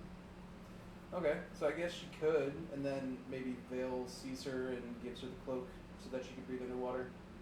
Mm-hmm. And then tell her to use her voice mimicry to sound like Aldrich. What the fuck pronounce his name? So, here, hold on, let me check the voice mimicry. What's the range on that shit? Well, and the thing is, she would go up underneath her. If you had Vale basically in the water, just hidden under the docks or something, or behind some shore rocks or whatever, you can have as a quick distraction, maybe just having that voice call out, Because I was also trying to think maybe she could throw her voice almost to mimic Aldrich, sort of maybe deeper far in away town or something. Yeah, I don't know, something to kind of they're at the front part of the dock or something, in the crowd or something like that. Yeah. Okay. I'm just thinking of delay, because all you're trying to do is get Tyr and Alaris to spill the beans. So that was what was in my head. Yeah, this is a fucking interesting plan. Yeah. Okay, let's think it through. Okay, so you want to distract Selka, however we get there, whatever. in order to do what? Like, what happens next? What's the ultimate next step of where or what you guys want to do? I think we should look like Assassin's Creed in the water. With 10 guards around? Just. It's not like there's some cover system in this shit, like, in dense crowds, you know? I have a high stealth. I know, but you're just gonna grip the officer that's surrounded by a bunch of guards? Well, if we, like, distract her, or distract, and then we can, like, kind of somewhat get her by herself, then I could just, like, jump up, put my hand over her mouth, and... What, we just killing her? Well, I don't know, I haven't got that far. Let's have a solid plan first before we start acting. I don't know, I'm just coming up with shit and see where it takes us.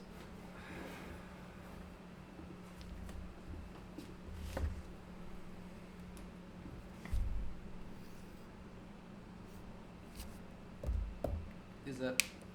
That's an arch. That's the archer. Okay? Oh, okay. So, essentially, you guys want to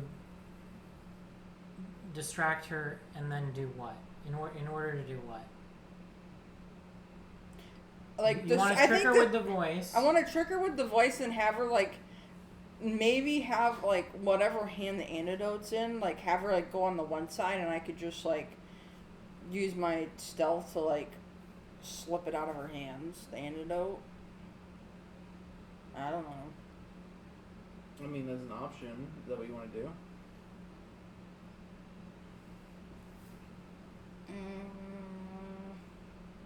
So I think I agree with Dan. Let's try and figure out the ultimate goal here before we start. I don't know what the goal is. Because, like...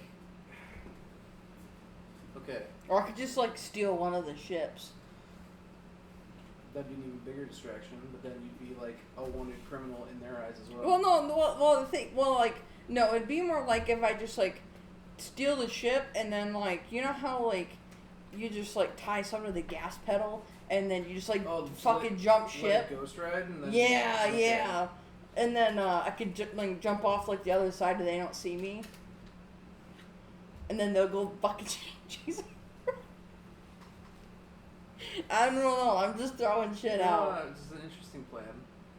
So, because my stealth is pretty high, and there's a distraction going true. on, so I can like go up on like on the other side of it, and then just like, because she'll know who I am. Oh yeah. And then I'll just say like "Bon voyage, motherfucker," and then just whip it.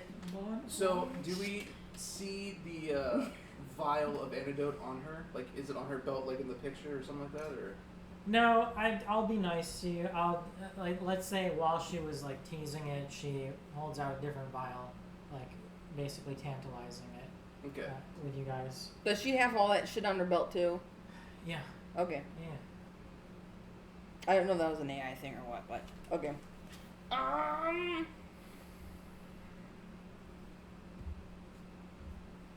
So at this point, would Tyr and Alaris already be inside Aldrich's lighthouse? So I'm trying to Tyr and Alaris, right now you guys are think still so. inside. Do you want to cut back and then see what is happening there? Or No. So I was just trying to like get a sense of time passing. Well, we can say what's happening with Center right now is happening at the same time. Well, it wouldn't be happening. You guys would have heard the air horn, basically, right? The shelling would have stopped, and you would have heard basically what she's doing here to try and get you guys out. Do you want? I can tell you kind of like if you want to have you guys react to that in the lighthouse, that you can do that. I wasn't thinking about. Well, I mean, the only reaction I would want out of the guys in the lighthouse is to take anything important. Like, ask Aldrich, be like, what would be the most important thing for us to take before this place goes up? Because, like, at that point, I would imagine we take it, we see what he wants to do, if he wants to stay or not, and then we dip out the back door again. He would tell. Okay, sure. He basically tells you.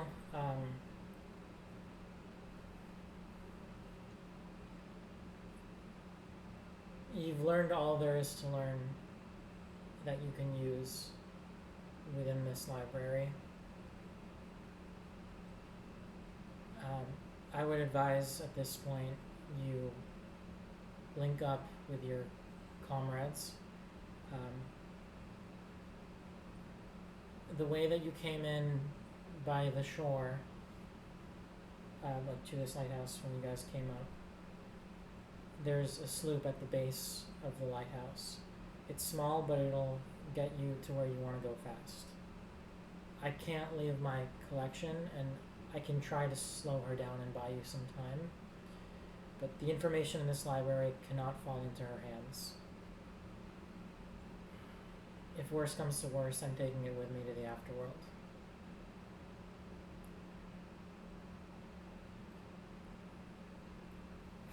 I think I should really steal the ship. I've been wanting to do that since before we met Vale. Yeah. You know how fucking funny that is?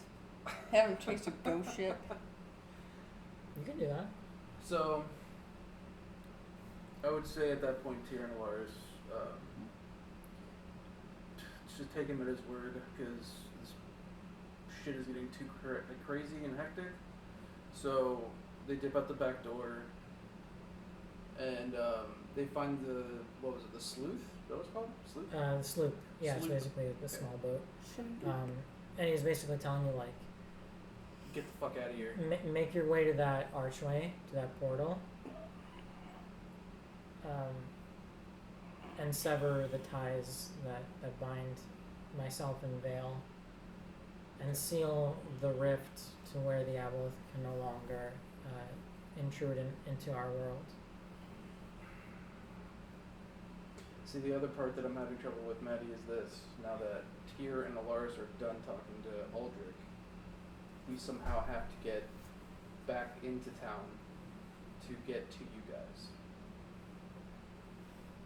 just use the cover of the commotion. I mean, yeah, but again, we still don't have like a solid plan of what is happening while they're coming down from the lighthouse. Like, what is Senna, what is Vale doing? Because I mean, if we're gonna steal a ship, that is a big distraction that can like have us get to you, but it causes more panic. Also, we still have the situation with Brent.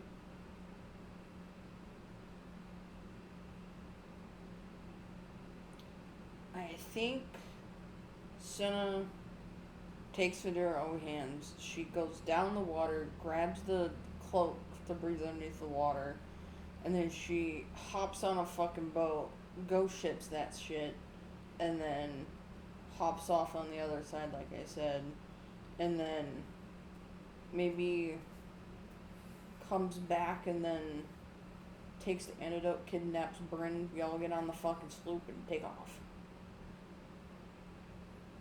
How do you plan on kidnapping Bryn?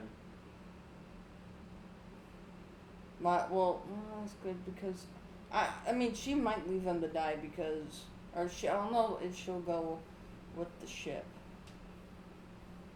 or like what she would do when that ghost ship takes off. If the ship is taking off, I imagine she'd be like, She'll just send people. Yeah, send people to go get it.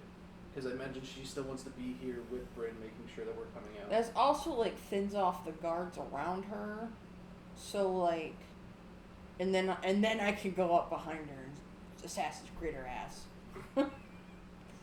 and then take it, and then say fuck you and just kidnap Bryn and go. So the intention is cause a distraction with a runaway ship, which will like hopefully make the guards around her like break off, like, hey, go check it out. Yeah, like thin them out. Yep. Okay. And it'll maybe pull away the ships that are shelling cannon fire as well, maybe, see what's going on. Okay. You can Then try from that. there, once you get back in the water, your plan was to find just stealth the... a sloop?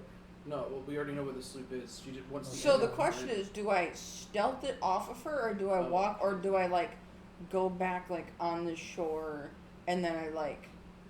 Well, because fuck, no, she would see me. That's what I'm saying. Because so I would yell. if you don't, then don't yell. No, I was gonna like yell and I'm like, fuck you, just like bomb boys, bitch, and then like wave and then like make sure they seen me, and they're like, "Oh, this dumb bitch." But at the same time, I feel like bringing the attention, like just yelling, would make it worse. If you're quiet about it, then more confusion would be better. That way, she's like, "What the fuck?" and you probably have an easier chance of taking the antidote instead of like yelling. Oh, like stealth it. Yeah. So like you let the boat go, you hop off the boat, you don't like no noise whatsoever. Come back underneath the dock, steal it from her while she's not looking, and then I like that better. we'll try and feel out how to. I'm gonna save do Bryn. that. But we're, all right, so hold on. Before we get to that point, how do we save Bryn? Okay, so let's say this is successful. We take the ships off. I get the antidote from her.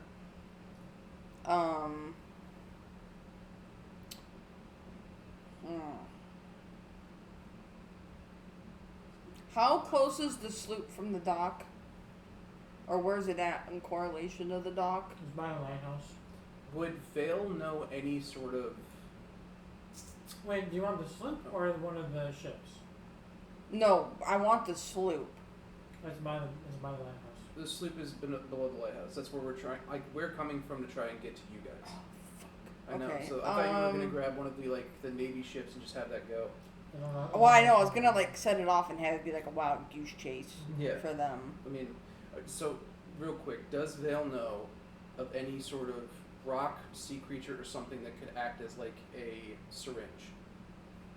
What? Yeah, like a swordfish? No.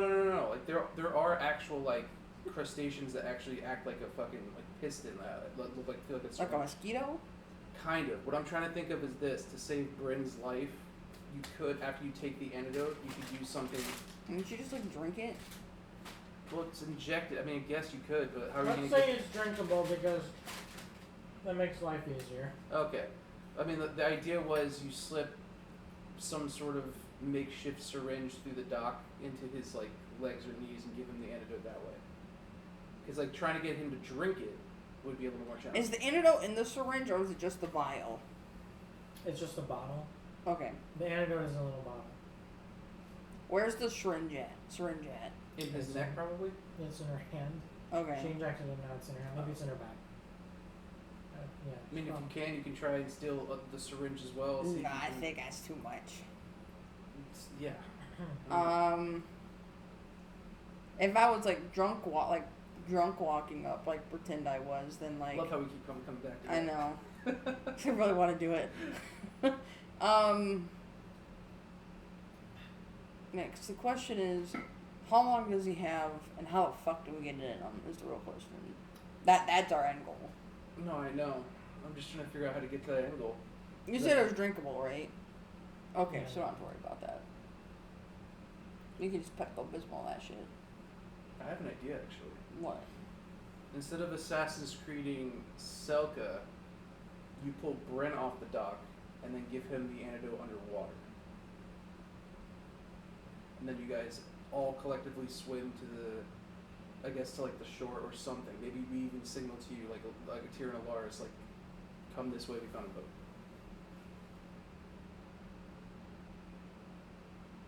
Like one of you pokes your head up. Or How whatever. much is his con? His constitution, or what the fuck it's called? I don't know, my brain. His main. We're trying to be creative here, Dan.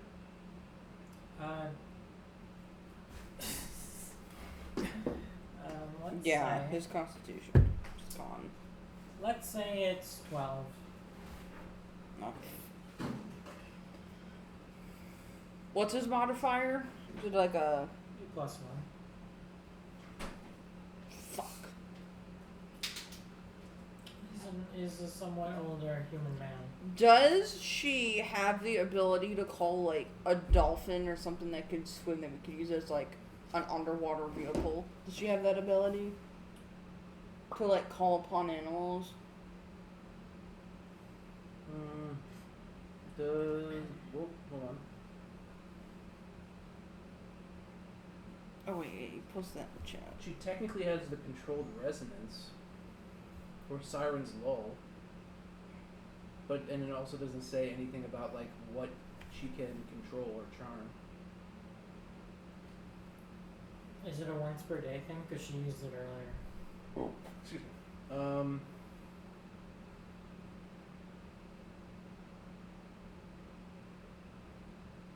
Controlled resonance doesn't look like that, and It says she uses her voice as a weapon. doesn't look like I'm not. Oh wait, yeah, Siren's Will does have 1 day, but the other one doesn't. Controlled resident? Yeah, controlled resonance does not have the day recharge. Siren's Will does.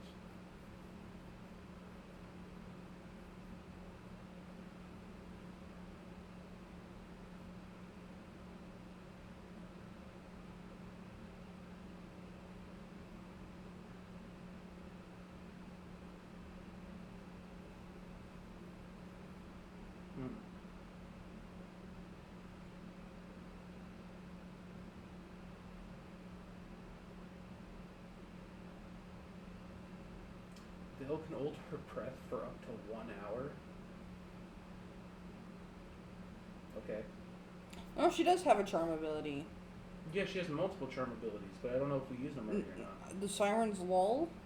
Siren's. So, did we use that one already? Mm-mm. She used, you'll have to remind me and check what it says, but she used something that allows her to, like, guide the ships away. Oh, that's right. Whichever one that would be, that's... This is targeting one creature, so... A ship's not a creature. I have an idea. Okay, so what if, Well, but she would have used it to, like, guide the people steering the ship. It's not like the physical... She's not moving the physical boat. She's guiding the people away. That's what she did. So, I have an idea, because she has multiple charm abilities, but I don't know, like, what is currently available right now. But we could use a charm ability on Selka to throw the antidote in the water. That way you could just grab Bryn. Try. The question is, how high is Selka's wisdom? Because she has to be to 16, or we're fucked. How high is Selka's wisdom? Oh, you don't have to shoot. We don't No, I know. mean, I'm not we telling we you. don't Oh, know. okay. We I see. can't know. Yeah. I use detect wisdom. I mean, that's an option. I'm trying to think of just a faster way to grab Bryn, give him the antidote, and have you meet up with us somehow. Because, like, at that point, I would imagine Tyr and Alaris are trying to, like, see if they can see where you guys are and, like, wave you over without, like, making a commotion. Yeah, because we wouldn't know about the sloop. Because with the Siren's Lull, I was thinking we could, like, I don't know, charm, like, everybody eventually could get in the water and then, like, charm, like, some type of animal, and we could just, like, maybe seal that shit around, like, underneath the water and round to the sloop. That's what I was thinking. Another idea. We could use Alaris as a faster form of transportation underwater. Oh fuck yeah, I forgot about that. Yeah. So, So he can turn into like a dolphin or whatever. yeah, and, like, grabs onto their fins or some shit as it goes. Yes, okay, so we don't have to use that. So then we could use this technically and possibly get the antidote.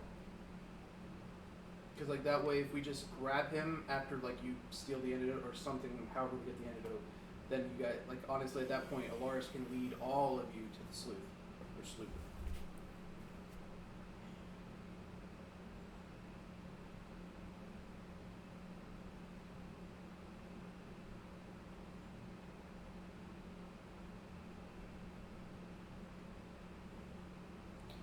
Yeah. Hang on, let me look at my sheet real quick. I want to check something.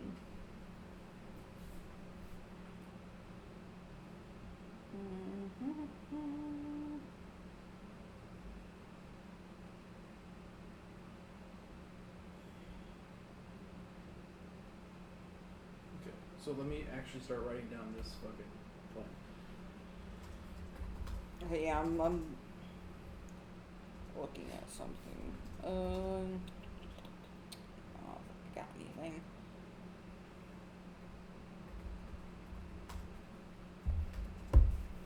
So I think that could work. So we're still doing the boat thing, right? Everything up until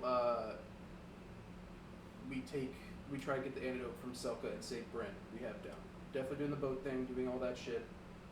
I think what I might do is like Senna get in the water and then she'll like stay just like head height, and then if she sees you wave you over and then to tell you to get into the water, and then No, because at that point I would just say this: stay underwater so you're hidden, and at that point, Lars could probably just like jump into the water and, like we said, turn into like a dolphin or something and just go meet up with you guys. You can't obviously talk, but you can at least be like, let's go. what do you mean? I'm trying to get you guys to the boat. That's what I'm in my mind. That's all I'm trying to Yeah, but we have like and save Bryn and everything. This would have to be like a pretty smooth operation. It's just. or we just say fuck the boat thing, and then we could just use the Siren's wall We don't have it. on self. Yeah, we do. Didn't you just say we use it to? We used It says one creature and within 30 feet. Yeah, I know, but she used it to Is get it like a 1 day cooldown? get the boats away from us when we were leaving the cave. But are they 30 feet? What? What do you mean? The thing says 30 feet. What's the cooldown? One day, but She but used it already. but were they within 30 feet? She used it, so yes. They were already coming up to shore. She just turned them around. No, but the thing is was the captain of that ship within 30 feet? Is what I'm Yes, asking. because it was used. Okay, that's what I was asking. That's what we were trying to tell you. So that's why I'm trying to like think of this like complex sort of motion of plans, just so we can save people by causing a distraction and still also get you guys to where. Okay, then we Safety have to do the boat thing. Yes, that's what I'm saying. Cause enough of a distraction to thin it out, make confusion happen more and more, and so you can steal shit, grab Brent when we go. Or how about this? We'll use the boat, and then we'll do the boat thing to thin him out, and then we can have her use the voice mimicry to act like Eldritch, or what the fuck his name is, and then that will like distract her. So when I go and maybe take it, it'll I don't know, have like advantage, but. Well, I mean, if you do that, like pretend like Aldrich is in like the crowd of people that's at the end of the dock. Yeah, because then it would draw her attention, and then it would take attention off of like what she has in her hand, so it's like maybe easier to take, I guess. I don't know if that'll give me a plus anything or an advantage, but. Well, I mean, if she's distracted completely, like the boat's now gone and she hears Aldrich in the crowd. Yeah, would just would that actually affect like maybe give you advantage or no? I could see it. Well, the thing is, like, you might have to do that. I can always just toss you up to take it because you have the fucking.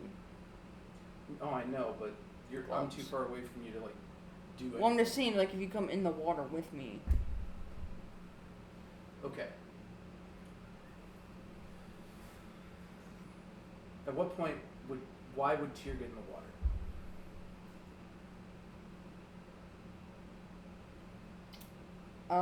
I don't know. Because I waved him over. Do you even know where he is? Would Senna knows where they are? No, but I think like I said before, like I would get in the water and then turn around, look back towards the dock, and see if I see you guys coming back. I honestly still think the safer plot is to have you stay underwater with the cloak, Alaris come by to guide you guys to where the fucking. And then you is. just go to the sloop, and then you go to the sloop. So Tyr would basically be like getting the sloop ready if that was the plan, and then what you would have to do is take the antidote off of Selka, because I'd like the mimicry idea to kind of confuse her even more, and then after that, while everyone's pretty much fucking distracted, you reach up, grab Bryn, pull him in the water. Alaris leads all of you to the sloop. I like that. Okay. I wasn't 100% sure where you were going at, but now that makes sense. We're going to do what he said. Okay. Okay. So let's go for the plan. Okay. So this master plan that we just took like an hour to come up with is, okay. So fucking ridiculous. Yeah, I know. So Tyr and Alaris are coming down from the back part of the lighthouse. They see what's happening. They see what, like, Selka with Bryn and all that stuff. At that point, Senna would climb up from underneath the water to get onto one of the naval ships and lead it out like it's, just going out by itself into the ocean. Okay. She then climbs over the edge of the boat, dives back into the water. On the other side of the boat. So no one can really see her.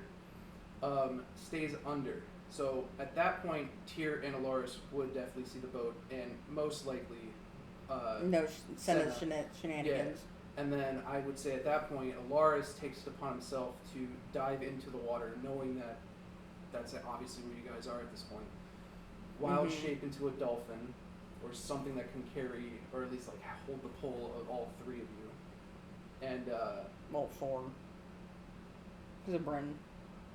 Well, I'll get there. Okay. So you're going to be basically carrying him like you were Vale, just to make it easy. He swims up, sees both of them. Now this is where you're going to have to roll. So the ship's already going. What happens then? Like the ship's like now leaving the harbor. What happens? Which ship? The naval ship that she just stole. Just fucking roll for it. Do something. I don't know what you want us to do. I was trying to wait for you to cut in and be like, okay. Thank you for telling me what the plan is. Now we have to see if we can do it. Okay, so that's part 1 and 2 of the plan. Okay, so part 1, Senna slips away. So let's do stealth to see if we can get to that ship. Because again, like if we're getting the one that's at the harbor, let's say you can even grab the one that you know is empty because that's the one that you came in on, right? If you want. So let's say this is your ship. This is the harbor, right? So let's say you're in the crowd and you're able to make it to your. I want a naval ship though. It was a naval ship. Oh, okay. You can take a bigger one if you want, but there might be crew members on board. That is true. Both of them were naval ships. Yeah. Oh, I just want one of their ships, but it is one of their ships. Oh, okay. Then never mind. Fuck it. Yep. So at this point, you're trying to come up from underwater, right? To climb up onto the ship. So I would probably come up on the outside of it. Okay, so like on the outside, so that they can't see us. So yeah, let's do stealth. Come on, guys. See if you can like emerge from the water and like climb up the rope. Please. This is stealth, right? Yep. If this plan actually fucking works, I'm gonna laugh my ass off.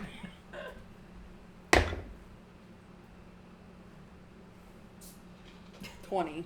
30, 20. Okay, 15 nice. plus 5. Okay, 20 plus some paperwork.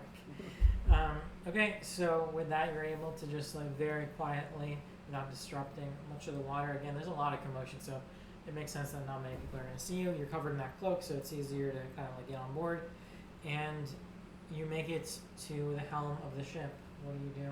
I'm just gonna take like duck down and like trying to like get it to face an open water, like, and then like drop all the sails and shit, and yeah, I'm just gonna like drop the sails and then like have it aimed into open water that's like away from, like if we're looking like at the map, like this way would be so like this is it, because this is technically the harbor and the lighthouse. It'd be out towards sea. Yeah, it would be like out towards like open water that's not aimed to the right, aimed towards the left. Okay, so show me on the map. You can move the ring.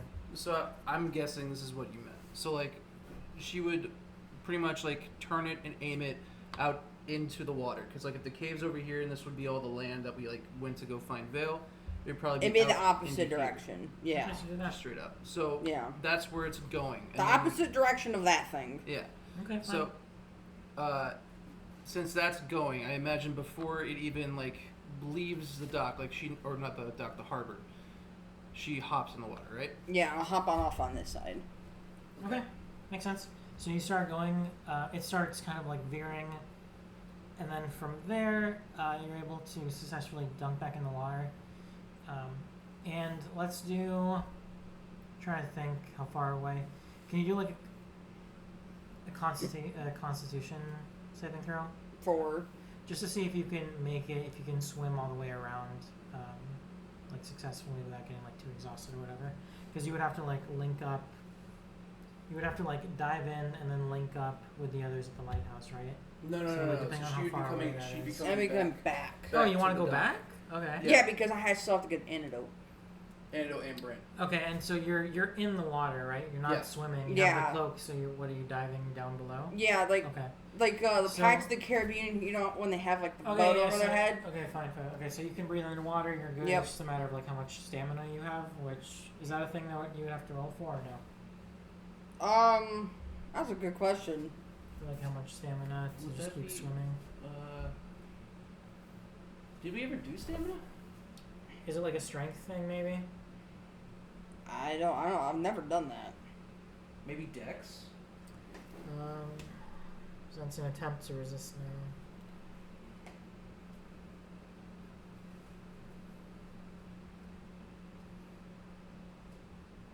Is it athletics, maybe?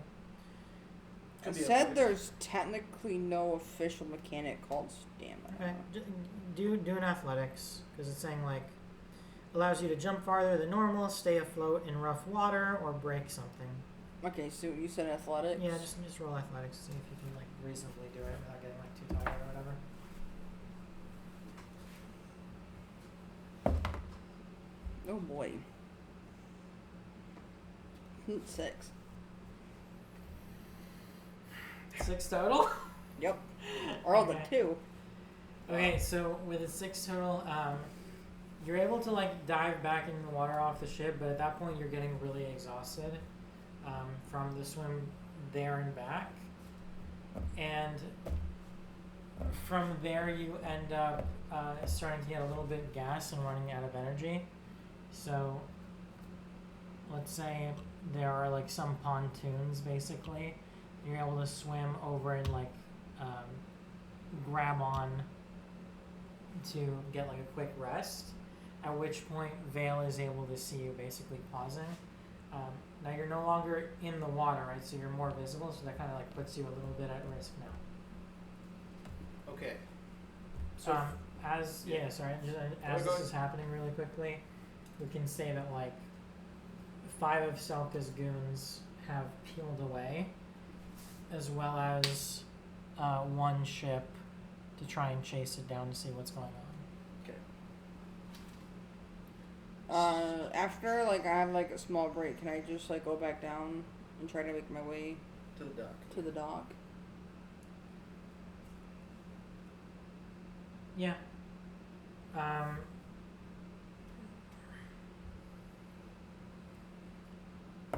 Okay, roll another stealth then, just to see if people don't see you on the way back. 10. I rolled like shit. Alright, with a 10 you're able to make it about halfway there before a couple of the guards spot you on their way back and basically point you out. So right now there are 5 guys basically pointing you out, calling over to try and like grab you out of the water, while Selka and the 5 other guys are still with Bryn. Okay, so at that point, I would say like once Alaris does see Senna hop back into the water, because it's pretty fucking miss, I'd imagine at that point, he'll dive into the water and wild shape into what was it, a dolphin? He said. Yeah. Okay, into a dolphin. Okay. So he starts swimming to catch up to Senna. And I guess at that point I can like latch onto his fin and bring you back. Okay, I like it. So I'll bring her to Lars will bring her to the dock. At that point, to the dock? Why to the dock? No, underneath the dock, because that's where Vale is, and we have to save Bryn. Okay. We're trying to. So, as we go back to the dock, at that point, Vale would probably do the mimicry. And that's a good distraction too, because they're looking out there, not there. Exactly. So I would say at that point, Vale uses her voice mimicry to mimic Aldrich in the chaotic crowd at the other end of the dock. Mm-hmm. She's gonna throw her voice. Okay. So yeah, check her stat sheet or character sheet to see if there's a certain thing you have to like roll for that or whatever. There is. It's a DC. Yeah, DC of 18, so Selka has to roll. Is it 18 or 16? 18. It's 18. Oh, yep. It was the law. I was thinking it was 16. All right, so we'll call that an 8. So she fails. At which point she, almost like just like a predator, fucking bloodthirsty, hears that voice, and all of her attention goes directly. She turns around. The guards are still grabbing Bryn, but even they are kind of like a little bit more distracted, and so like let's say they're not as grabbing as tightly anymore. Okay. Next part of the plan. From underwater, if we look up at where Selka is she like? I'm guessing is her back facing towards like the like open part of the dock so that we could reach up and grab stuff? Or like what side of the dock is she on? Let's see. We have like a good Selka. We use this one. Or if you use. And so basically, we can say from here she has her back facing this side here. Okay. Okay, perfect. Right? That's exactly what we're hoping. Okay. So, we come back around, meet up with Vale as she's doing that voice mimicry. We look up. And where is Vale right now? Underneath the dock, right? Basically. Like right. Okay, right underneath her. Yeah. Everybody is. Okay. So.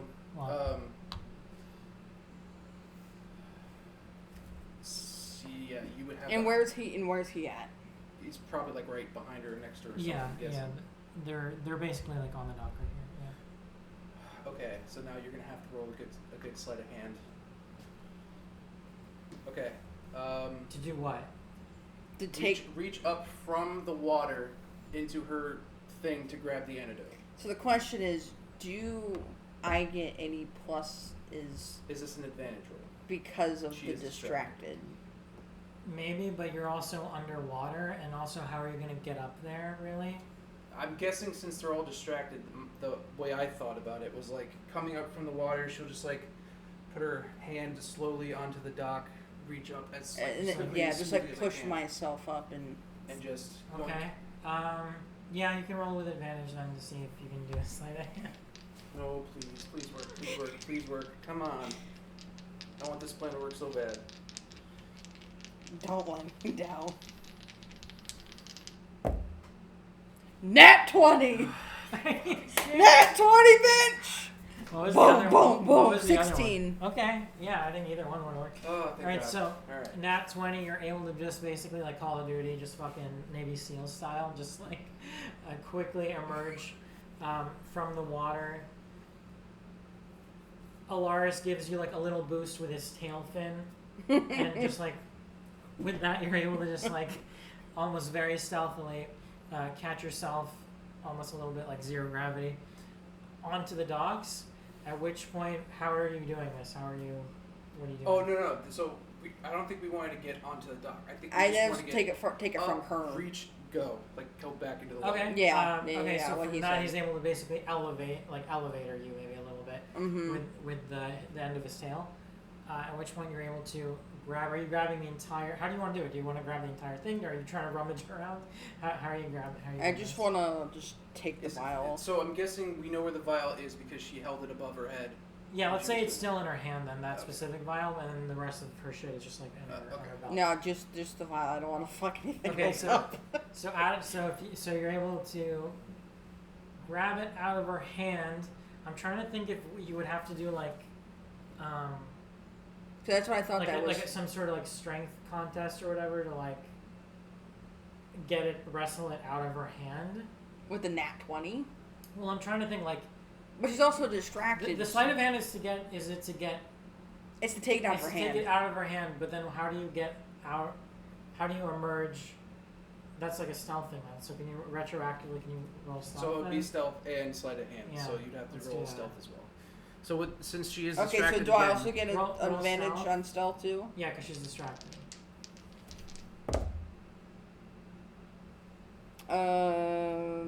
14. Okay, that's good enough. So with that, you're able to successfully grab it out of her hand. She looks over at you, turning her whole body, and before she even fully turns, you're basically already got it up in the air. At which point you basically hop down and resubmerge into the water, and you're gone almost just as quick as you arrived. Now, Bryn is still basically a captive. Yes, okay. But you have the antidote, so what's the plan now? So the plan was... wait, is the voice mimicry a cantrip? Oh, that's a good question.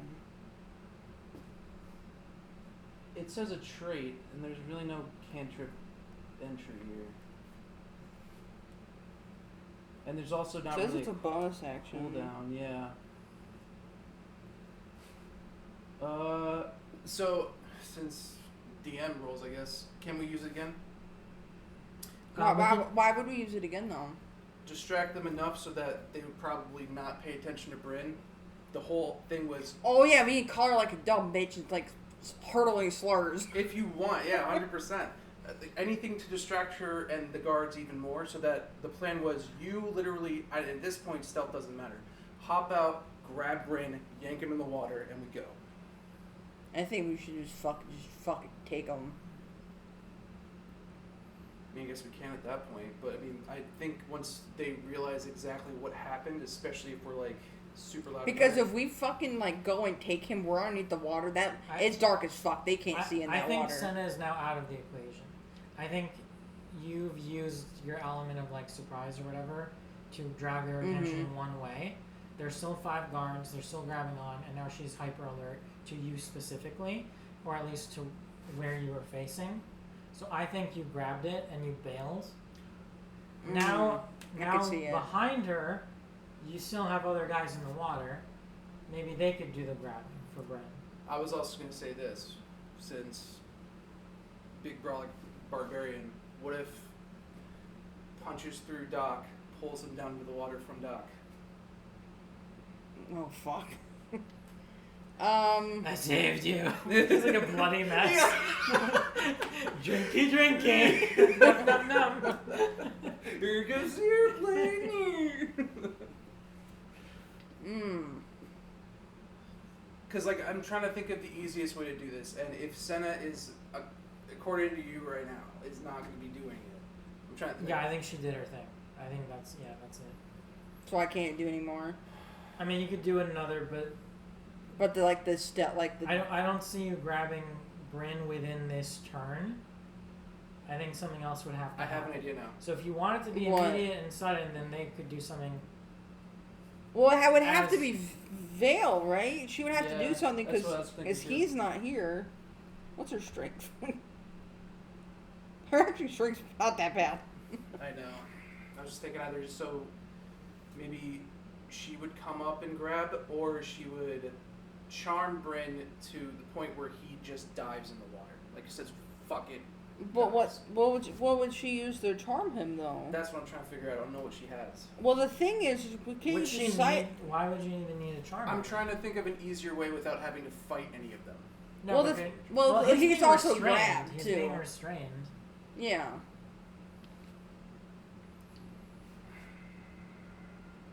If you roll well, could we drag the guards and Bryn into the water? I think that wouldn't be a one-person job. Depending on the strength roll, right? I don't think that would be a one-person job. Yeah. That's so stupid. And Alaris really can't help because he's wild-shaped. wild-shaped. Why do you have to throw a wrench in the plan, man? Hang on. We're thinking.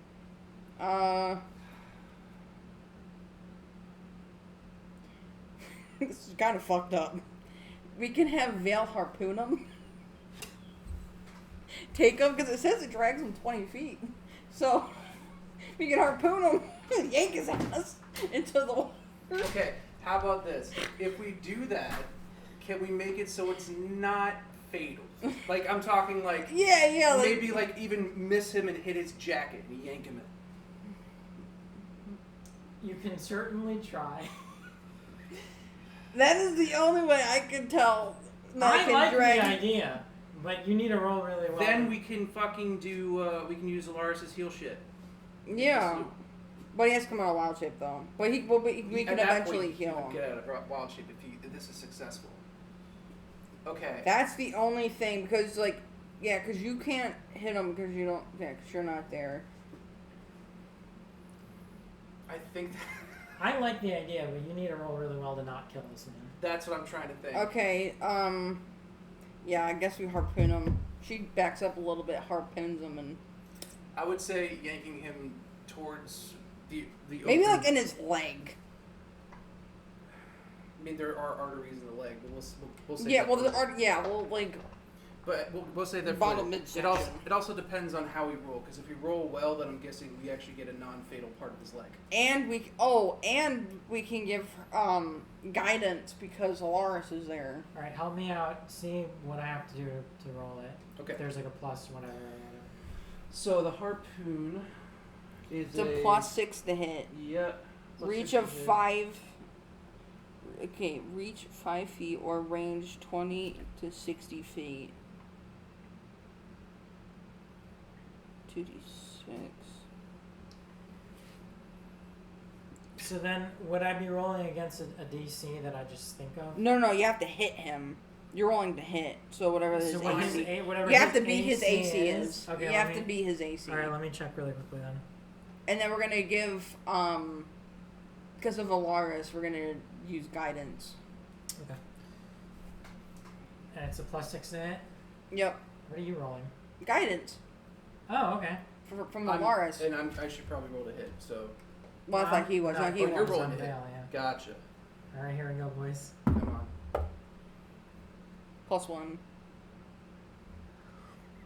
+1. Please tell me it hit.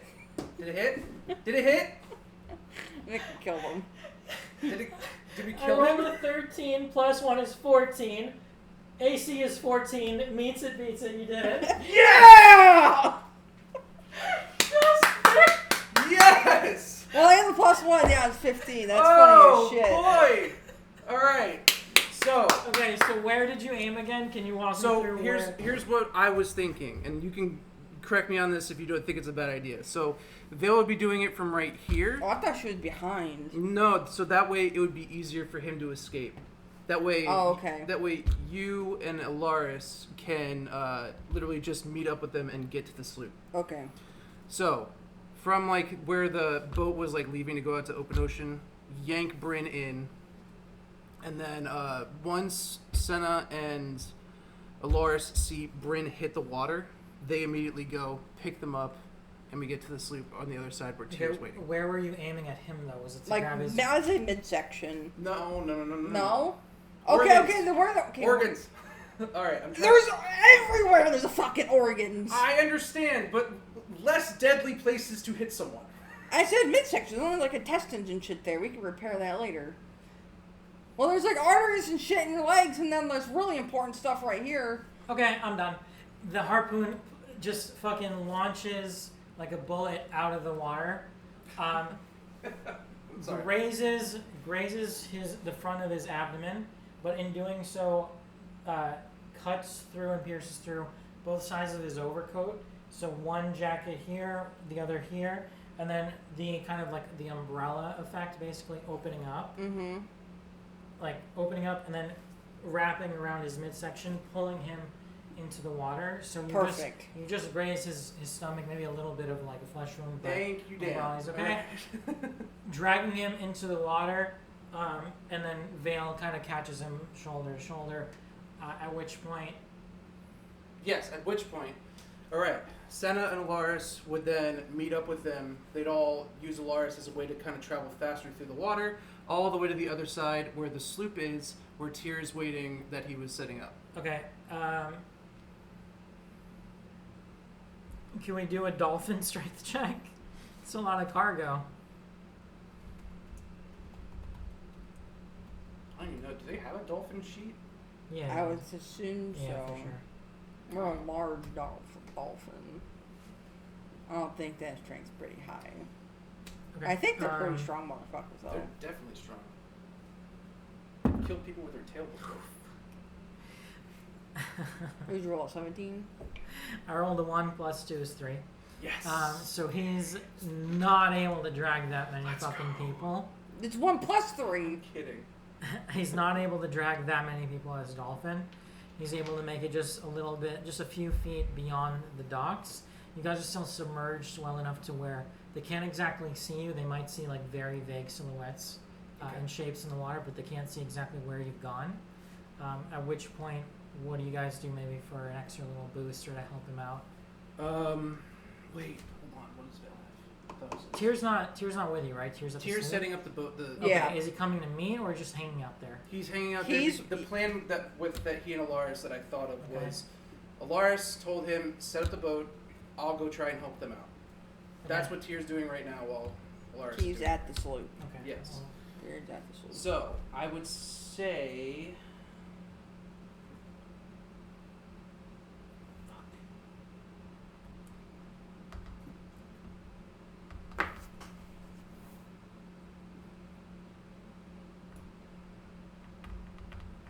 Is Vale able to help? That's what I'm trying to think of. I'm looking at her sheet right now. God damn it.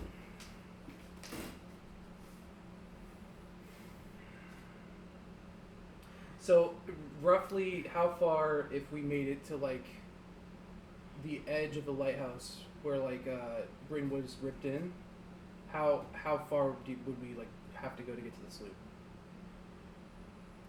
We can call it like 60 feet maybe. Okay.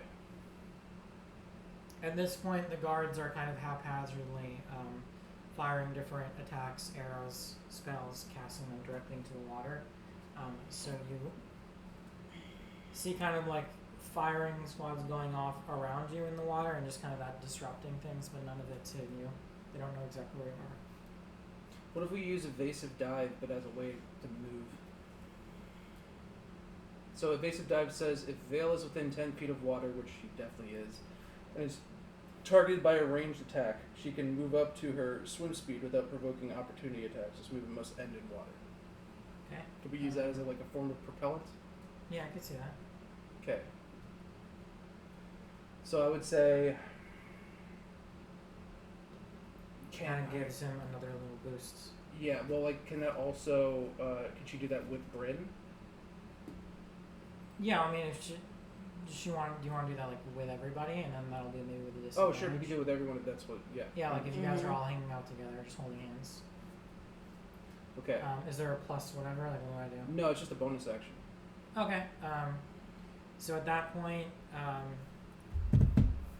that gives a little bit more wind in his sails, and you guys are able to kind of like surge through, and basically evasively maneuver around the targeting of the water from above, and successfully make it, let's say, all the way around to where the sloop is. We did it! Oh my fucking god. He still hasn't had the antidote yet. I know.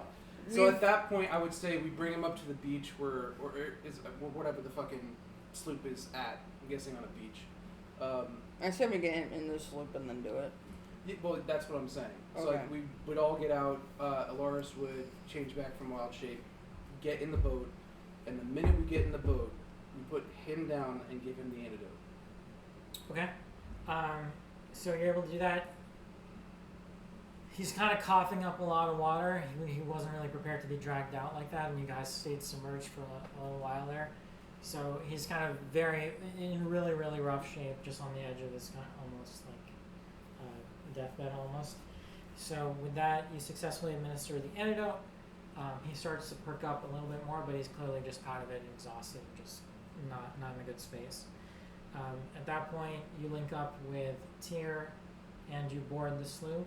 We all board the sloop. Okay, and with Aldrich, or do you leave him behind, or what do you want to do? Did all well? Okay, so Sorry, I thought he stood not up there. I meant Bryn. Sorry. yes, with Bryn. With With Bryn. Okay, you take him with. Okay. Yes. At that point, we're trying to be as stealth as we possibly can to get the fuck out. Okay. Without being seen. And I am at the helm. All right. So at that point, you guys. Right. Okay. So you're on the sloop now. We can say this is the sloop. So this is, let's say, gone there. We had one more basically chase. And then at that point, we had a couple. We had like, let's say, one more here. Yeah. And then these were like on the perimeter. These two ships of the fleet, they weren't really docking. They were just kind of like in the perimeter. So if you're able to like escape by them, that's fine. And then Salka basically is boarding her ship with her little crew, and now chasing.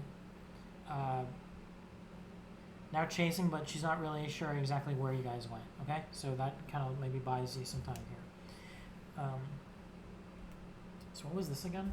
That was the ship that chased the one that ghost ship by. Oh right, okay, these are the ghost ship. I got confused. Okay, so this is the sloop then.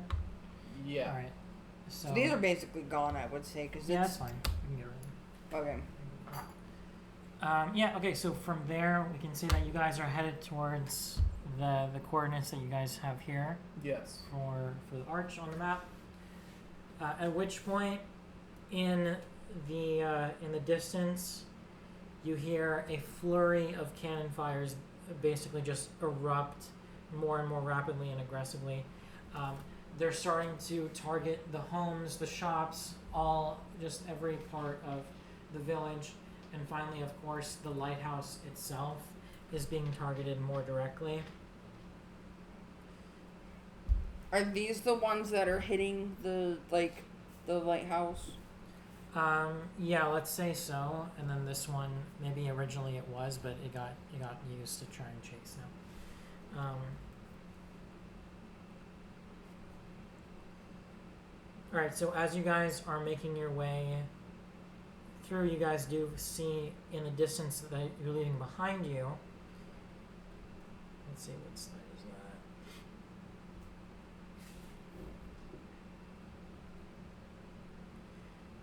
that? The lighthouse basically being shredded by the cannon fire, with Bryn still inside of it. As far as you know, it's basically coming crumbling down. And with that, you guys continue your escape. Go ahead and roll stealth. I mean, we can do it with Senna because she's, driving. Mm-hmm. Or something, whatever. See if you can just continue through without being spotted as you're passing through the ship's pass. Oh, shit. I just rolled for that, but then my brain... I got you. Stealth 5. I got it. Okay. No, I got it. I said it. Oh, fuck. 12? Okay, let's With do this. guidance? With a 12, 12. I love you slipped that. With some guidance. What do you mean With with guidance. some guidance? Like Because of Lawrence. Okay. So with a 12, you manage to dodge these two who are just targeting the lighthouse, and that's their main line of sight. That's what they're tunnel visioned on. However, the now boarded ship with Selka and her crew do see you guys roughing the choppy waters in the distance, and as you guys make it through, let's say here, they are slowly getting on your tail. Now, just to give you a lay of the land, something that you guys would know is that over here, this is where you guys were passing through, and you were first kind of attacked by, I think they were called marrow? Yeah. Basically, yeah, just the violent fish creatures. And so essentially, Vale fills you in that this is essentially a hotspot for marrow raiders. And then up ahead is a whirlpool. And so you can do what you want with that information, whether you want to just try and avoid it at all costs, whether you want to try and use it as a potential trap for the pursuing ship or whatever you want to do. Okay. But you have that info. What's your distance on your Eldritch Blast? Pretty far, I think. It's 120 feet. Something like that, yeah. I keep forgetting Firefox, but no. 120 feet. Because, I mean, here, hold on. What I was really trying to see was, so Vale has, like, some connection with sea creatures, right? Mm-hmm. Because she befriended, like, the things. Yeah, I think the idea there is that she was using her flute to do that. Oh, okay. To, like, tame them. Like snake charmer. If anything, I think you should, as we're going forward, I think you should stay on like the stern behind me and blast, like keep putting Eldritch Blast on their ship but below the waterline so it could potentially sink it. So you want me to hit the bottom of the ship that's underwater? Is there AC to the ship? Everything has an AC. Yeah, there would be. Because I clearly don't have any distance with anything. Oh, fuck. Does Alaris have anything? I don't know. Because his is like super short. Yeah, I don't think Alaris does. But what would be roughly the AC of the ship? Let's find out. Because if I can, that would be an interesting way to get. Yeah, or like I know, Alaris has like entangling vines, right? So you can like. He also has that fog spell. The what? The fog spell. Oh, the fog spell. Oh yeah, that's right. We had that. I forgot about that. That's a good point. Yeah, you should hit their boat and then hit their boat and then we could put the fog shit. Oh, fog's 120 feet too. That's good. That's huge. But we should put it like in the front, like not directly like on top of them, but like put it like in front of them. But but behind us, so they eventually have to go into it because if we put it on top of them, like in the middle, they only have like half the radius to go in it, you know? I have an idea. Okay. So if the whirlpool is here, what if, so as they're coming, we start directing towards that whirlpool, okay? At that point, what we do is... And we see that, right? We see that, okay. Yeah, we do, yeah. So obviously they'd want to follow, just whatever.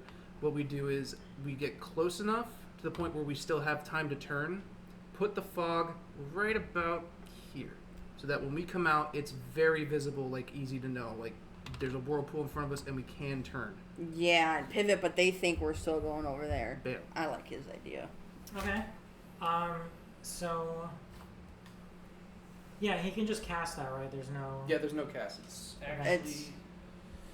He just does it. Okay, I like the brainstorming. Okay, so he's able to do that successfully. Now, whether or not they think that you would keep going straight, maybe there's a bit of a toss-up there. Is there anything else you want to do to try and help deceive them or make them think that you are going dead on straight? I'm trying to think what we could do. Maybe like we can like start like I don't know, like start like looking and like pointing off to like this, like to this side maybe, and then make them think like, oh, we should go that way, like make them think that we're communicating that we need to go that way, or some shit. The opposite direction. I'd be willing to say also, because you're in a smaller boat and you're faster and just smaller, the handling's probably better. And so if you wanted to make it seem like that's where you're going and just do a really sharp turn, you might have to do like a check or whatever for your, sailing ability. But that could be something. That, or maybe like cast some sort of illusion or whatever up ahead directly in front to make them think that's where you are. So, I mean, I do have like prestidigitation, but that's small. Well, you can do like, isn't it like you can do small things? Yeah. I can create like little sounds, little things like in my hand or whatever. The thing is, Alaris doesn't have a whole lot. Vale doesn't have a ton that can help us right now.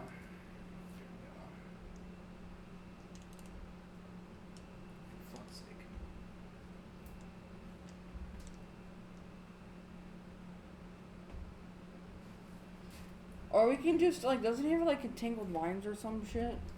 He has the vines one, yeah, but, I mean, I don't know how much that's going to go to a warship.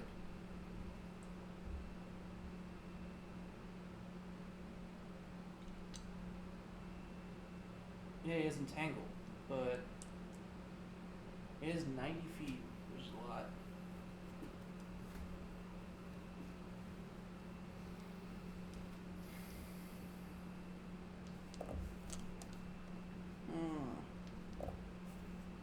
I don't have a fucking thing that can help us. I know. That's why, like, I was thinking the fog is probably going to be our best bet. And then, if anything, because, like I said, they're slow to turn. I think, as long as we do it quick enough. I think we should put the fog and then just, like, throw it entangled in the water and have it be, like, the seaweed or whatever. What happened with druids? If entangled can work in the water? Or that, or the seaweed, or whatever, I don't know. Well, because druids are, like, with the earth, so we, like, if we say, like, the seaweed, or, like, the vines or whatever, like, or it comes, like, up underneath the water. Okay. And it comes from the earth. It says entangled spell does not work in open water. The grasping vines and weeds sprout from the ground, requiring an earthen surface like a floor, dirt, or seabed to anchor. Yeah, I fucking figured. God damn it. Honestly, I do think the... Oh, wait. Hold on.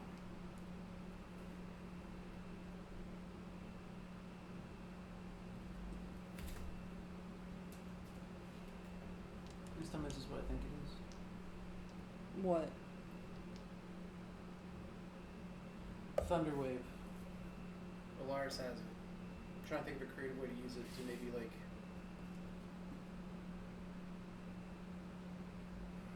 What does it do again?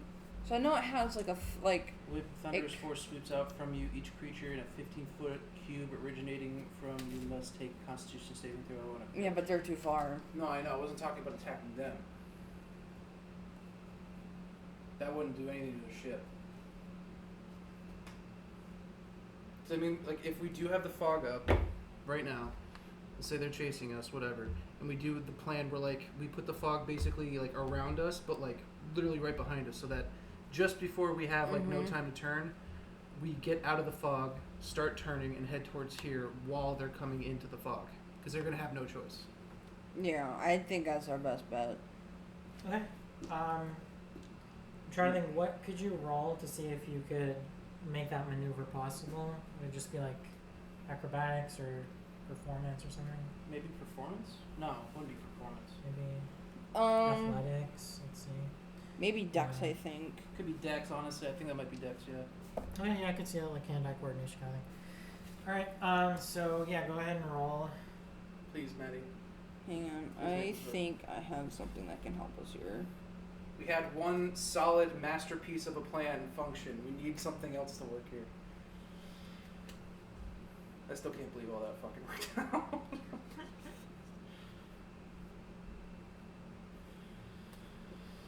So I have a thing called Danger Sense that gives me advantage on dex saving throws with danger I can see in front of me that I'm not blinded, deafened, or incapacitated for.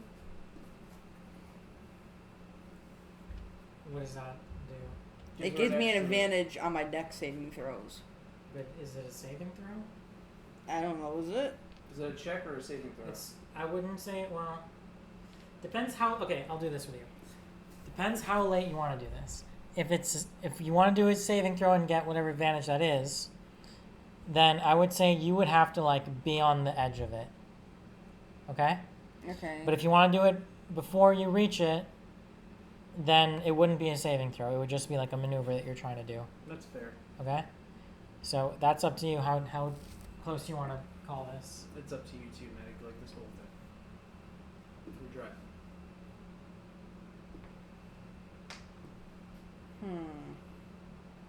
Because it says what I can see.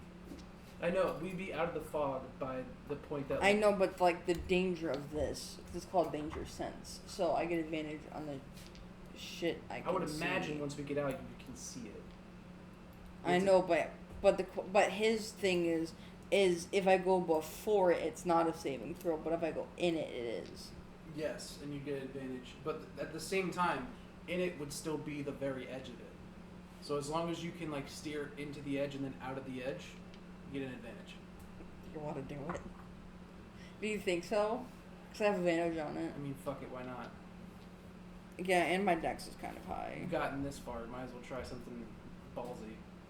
Well, like that last. Okay. Okay.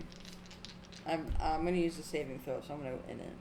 Like just onto the edge, right? Not actually straight into it. Please work.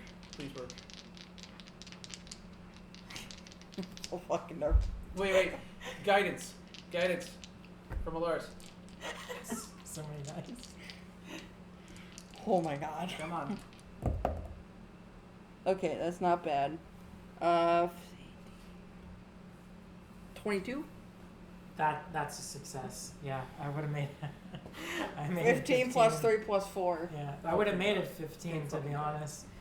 Okay, so with that, you're able to successfully maneuver and just skirt the edge, and just like Tokyo drift your way.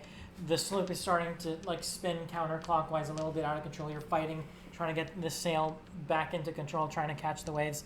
At this point, the weather has gradually started pouring more and more rain, and you hear the thunder and rumbling of thunder and lightning striking, cutting through basically the fog as you see the ship pursuing you disappear into the fog, and you don't quite see what happens after, but you see that it does not line up with your line of sight any longer. So as far as you're aware, it's disappeared into the whirlpool. Okay, so from there, you're cutting through and just skirting the edge of these two dangerous areas. Just on the razor's edge, you are able to see in front of you what looks to be an archway that's like three-dimensional, but it's almost like it's made out of lightning itself. So the clouds in the sky have basically gathered and darkened, just striking lightning down almost endlessly. Have you ever seen those like little like science toys as a kid where you put like your hand on the glass ball and like the little like shocky bits? Yeah. So it's basically like an endless stream into this archway that now looks like a portal made out of lightning. And even the part where you would enter, it's not just a frame. It's like almost like a spider web, just like crackling with different pulsating bits of lightning, basically, as you're headed directly in the center of it. Okay. You want to go in it? Do we have a choice? At this point, you kind of don't have much of a choice. You can try and stop yourself. We just go in it? The momentum is pretty much carrying you through. Okay, so we're in it. I was going to say there's really no other choice here. Yeah. I didn't know if it was like sucking us in or what the fuck was going on. Okay. Right, so you make it past the marrow, past the whirlpool. At this point, you enter through the portal. Everything goes bright bluish white. It's almost, you can't even basically see through it or open your eyes clearly. You start to feel just this tingling sensation all around you, almost making the hairs on your head basically stand up on their own. You feel like this crackling sensation in your chest. As your heart is almost absorbing, like the lightning is like passing through it, but not holding on to it to where it would actually do damage. And as you open your eyes, you see that the ship has basically entered kind of a liminal space. The ship is I'm trying to think how to describe this.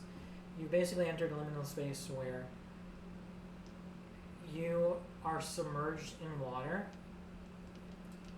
The sloop is way up in the distance, way overhead, and you guys are able to breathe underwater, and you're on the seafloor. Okay? Are we in the boat All still? of us? You're not in the boat. Yeah, all of you. I'll say all of you. And so you're all on the same floor. And the sloop is basically up ahead. It's like it's floating on the water. You can see the underside of it. Okay. Way up high. How far are we down? I couldn't give you feet, but you're very down at the bottom of the ocean floor. Oh, okay. Like, unbelievably deep. And you're able to see just some basic chaos of the winds and rain and thunder above. From there, you kind of take in your surroundings. Things are surprisingly peaceful. It's almost like this serene, beautiful blue with familiar iridescent shells and coral reefs, and even the fish that are swimming by you are very peaceful, and they themselves are kind of glowing in this strange iridescent pattern that's just kind of like waving and pulsing. Up in front of you is a stone archway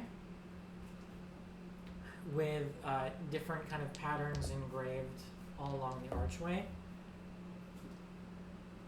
There's nothing on the other side. It's just an arch. It's just an arch. How well can we see down there? You're able to see perfectly clearly. Okay. Yeah. And it's strangely well lit for how far down you are, partly because of the bioluminescent, iridescent kind of effects of all the plant life and wildlife. It's also Subnautica too. Honestly, I was gonna say it sounds like Subnautica, but like, is it the same sort of lights and iridescence that we saw in Vale's cave? Yes, exactly. Okay. Yes.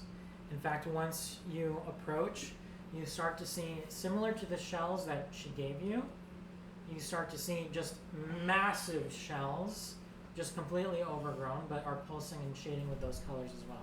Okay. Same thing with coral reefs, and some of the fish that are kind of just swimming by. They're either abnormally large, or they have that kind of like glowing coloring effect to them. All right. Yeah, and this area is just like littered with shells and that kind of. So I'm also going to ask a question about kind of like physics, because this is a different realm. Yep. So since we're on the ocean floor, does it feel like we are now, like gravity pulling us down, like there's no like swimming or anything like that? You feel gravity, yeah. Okay, so we're actually like suction. It's not like we can swim up.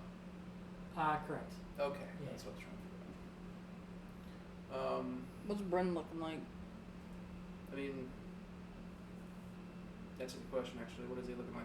He just gave him the antidote. That's all we had. We did this one last time. He's maybe looking a little bit stronger, but still like pretty weak. And shaken up. So at that point, I would. Well, I'd be holding on to him. I was gonna say no. Have Alaris heal him. That's true. Does I mean? He has a cantrip, right? Oh yeah. I think it's a Yeah, cantrip and a healing spell. word.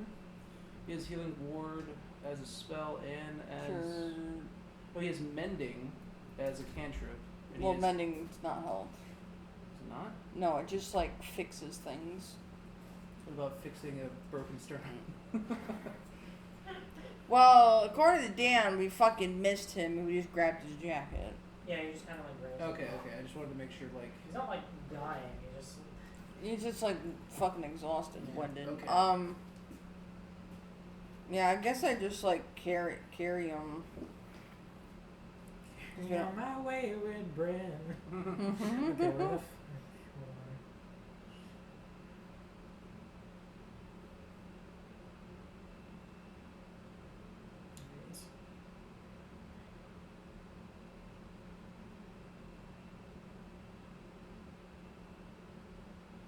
Okay, we can skip that.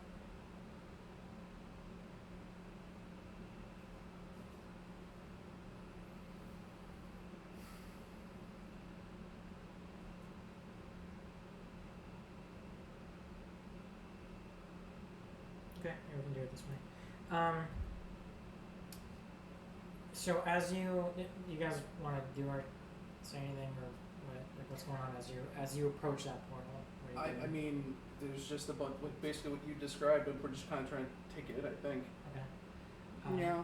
So as you approach and investigate it further, you see kind of at the peak of the archway, like the crown, there's a skull that's kind of engraved into the stone.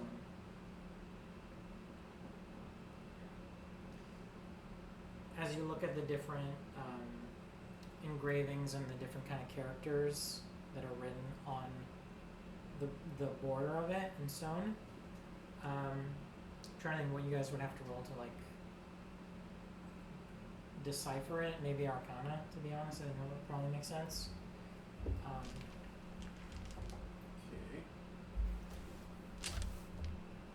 Vale probably has like a rough understanding, idea. But yeah, not much. So I rolled a 4. I'm trying to wait for tears to come up.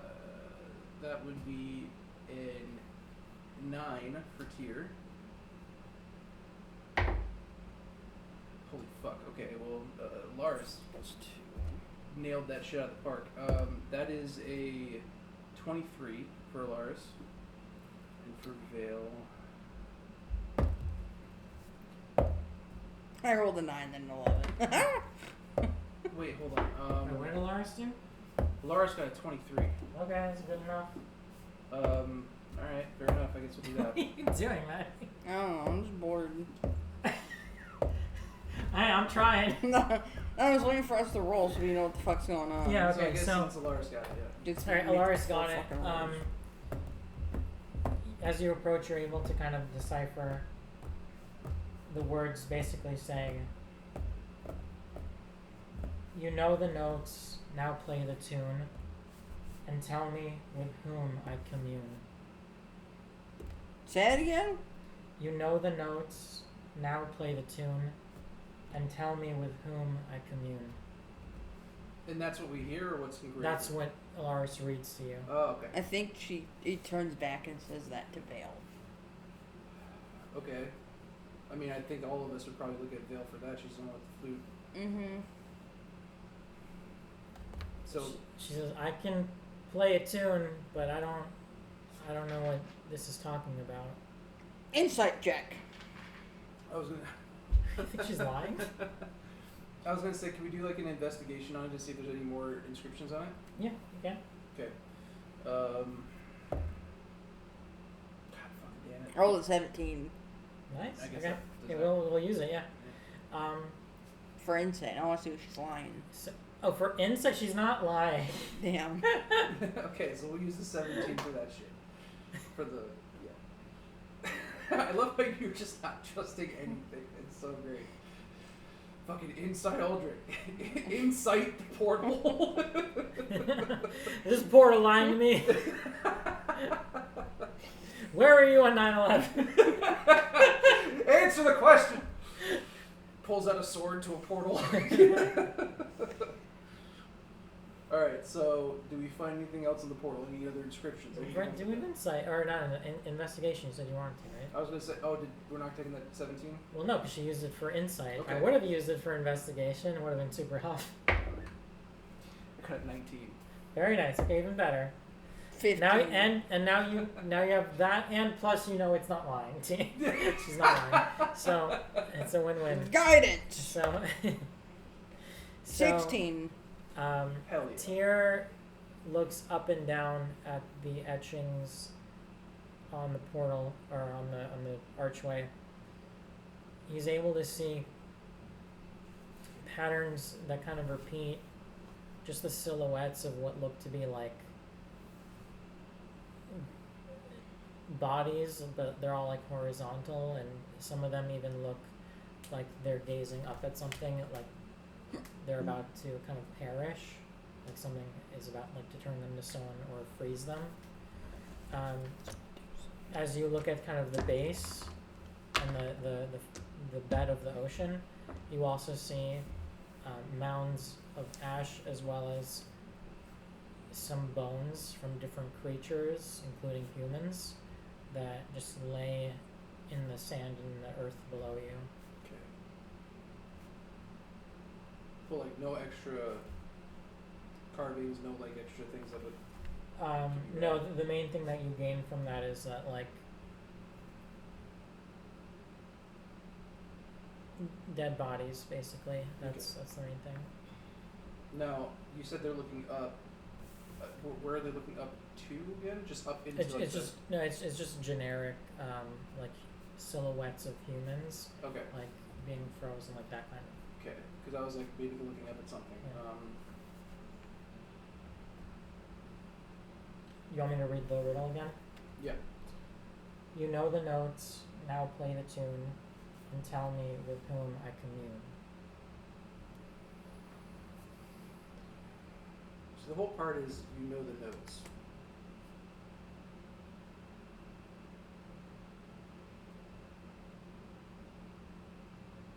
Is it in the ledger? Is it in the ledger? I mean, it could be. Lars has a ledger right now. Is it in like that sealed part? The skill part. Sealed. Oh, sealed. Remember, because we had the flute to make her up. I can't remember what the fuck was in there.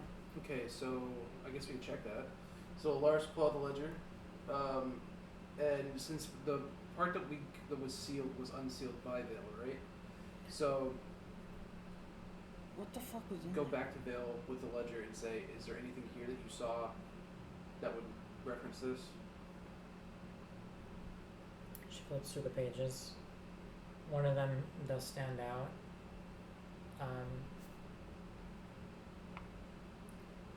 And what looks to be a mirror image illustration of the skull that's on the crown of the archway. Big brain. Okay. Is there anything there that she can read that would reference a tune or part of the riddle or something?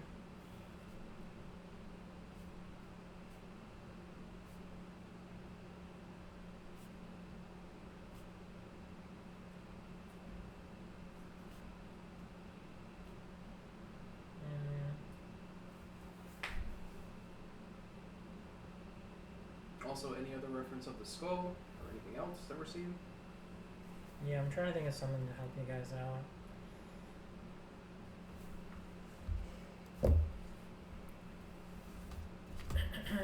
There just seems to reaffirm this kind of like imagery of people who have perished, and you get the sense that people who have tried to use this portal have all died basically without playing the proper notes.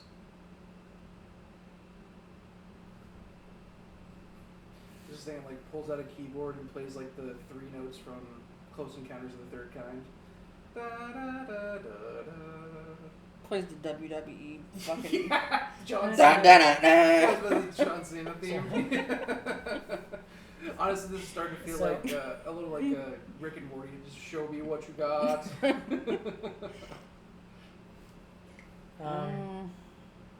So you know the notes. Now play the tune and tell me with whom I commune.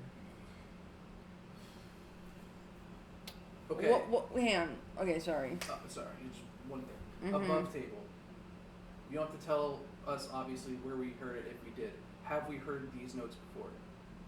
I think they're written down. Not played in this order necessarily, although potentially in your life. Oh, okay. I was just like wondering if maybe during our travels here. Song no, it's not a particular thing where you could recognize it, like, oh, it's that melody. But you do know the notes. Like, if you think about what notes are, what, like A, B, C, D, like, you know those notes. You don't necessarily know, like, the melody that, you know what I mean? Fuck. Can Vale, like, look at her, like, flute? Is there any notes on there? Well, she just knows knows the scale. She knows how to play whatever note you want. Like, no, like, weird engraving? No. Okay. I'm also trying to think of, like, maybe something with her mom. Well, think about the only other piece of information that you have about the portal. What is it?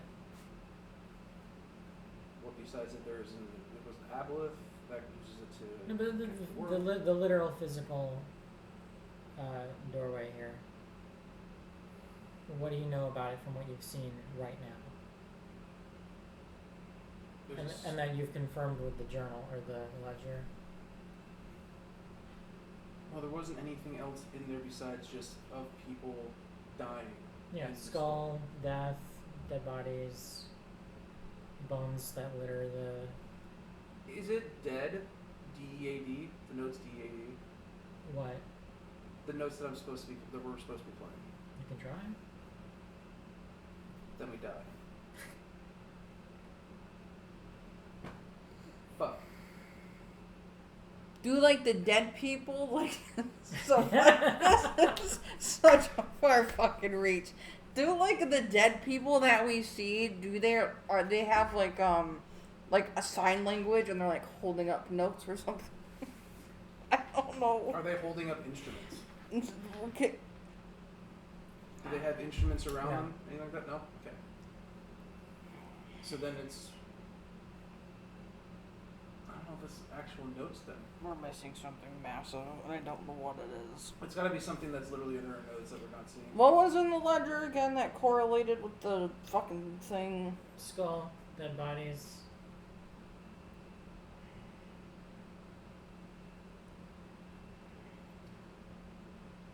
Is there anything special about the skull that's on the portal itself? No, just matches the one that's in the ledger.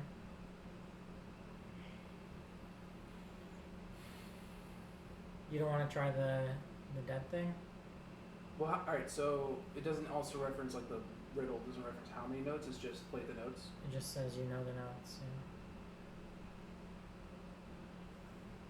Yeah. I don't... I have another stretch that I could maybe ask.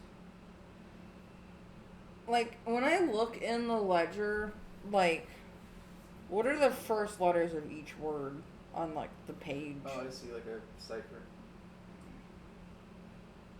The first letters of each word on the page? Yeah. Like, she's asking if they, like... Does it, like, is it like say something or spell something? Or maybe, a line for a chord or something like that? Roll investigation. If you want to take a closer look.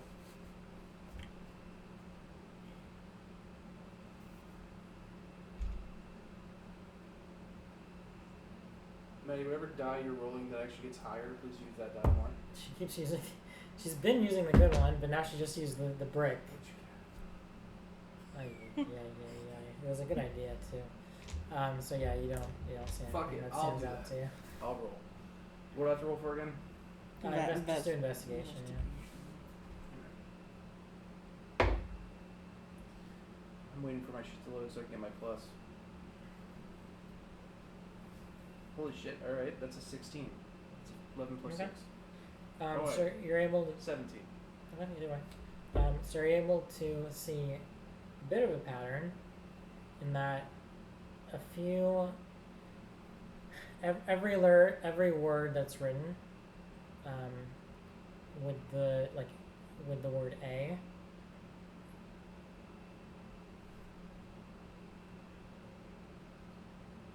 the A is written a little bit more thickly. With the ink, it's a little bit more sloppy, the A. So noticing that, do I notice any other letters that are like that? You pour through it again. You see the same is true of the words that start with the letter E. And you notice the same is true with the letter D.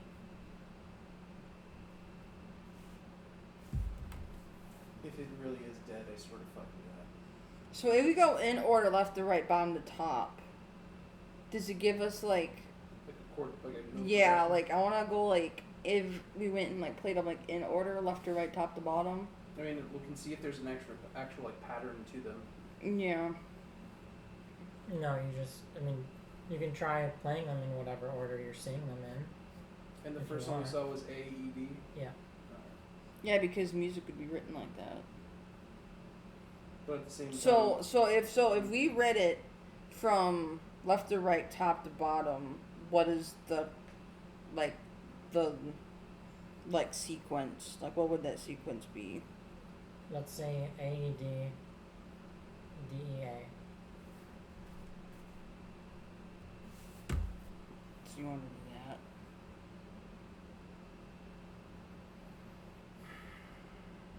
Yeah, I guess. I mean, it's either that or it's DEAD. Because that... You can try whatever. What do you think first? Because it says AEDDEA. Yeah. Is the... And dead does correspond to all of those letters, so... And that's true. Fuck it. We're doing the Dead? way it's... Are we doing dead or are we doing the way it's written? I kind of want to do the way that's written. Okay. So we'll, I guess, kind of discover the pattern and tell Vale to play those notes in this order. Okay. So you try D. What was A it? is D. A-D-D-E-A. Okay, you try the first two, front and back. No effect. Okay, let's do dead. So now you D-E-A-D.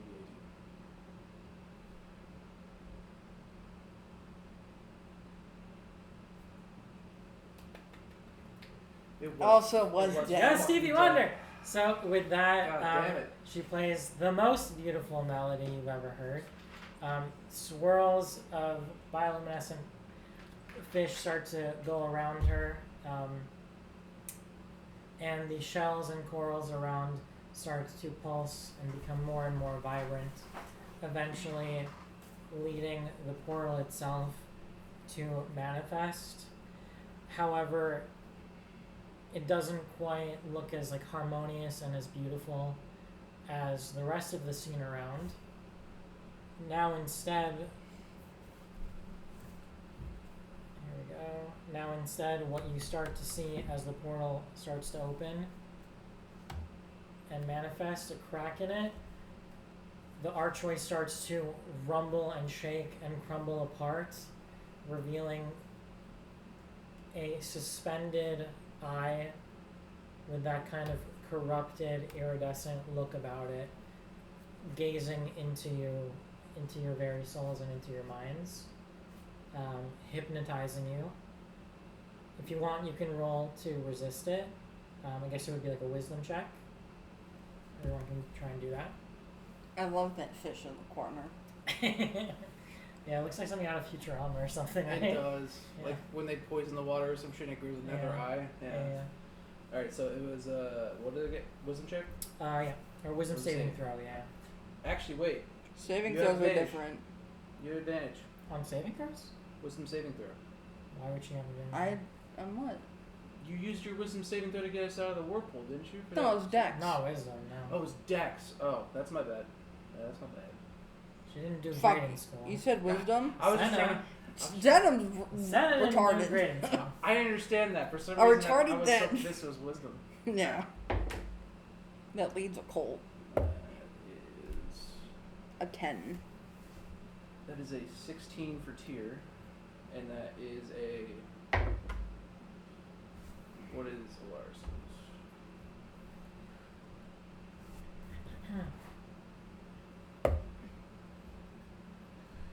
Oh shit, he has a high wisdom. What's his Okay, wisdom? so that is a 15 for Lars. Cool. Not good enough. What about for I feel- Vale? Doesn't matter. It's not gonna be good.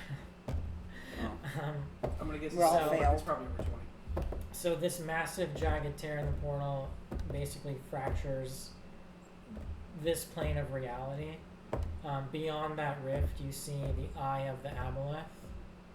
It's this just gigantic alien-looking eyeball that you can see, like maybe around the side, the back edges are kind of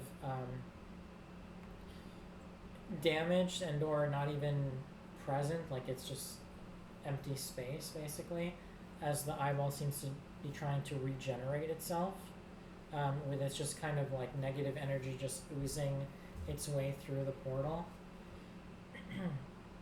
This basically transforms the entire environment. The nearby coral and deep sea fish start to take on that like corrupted look to them. As you gaze into that kind of pulsing iridescent pupil, you guys are essentially given a vision.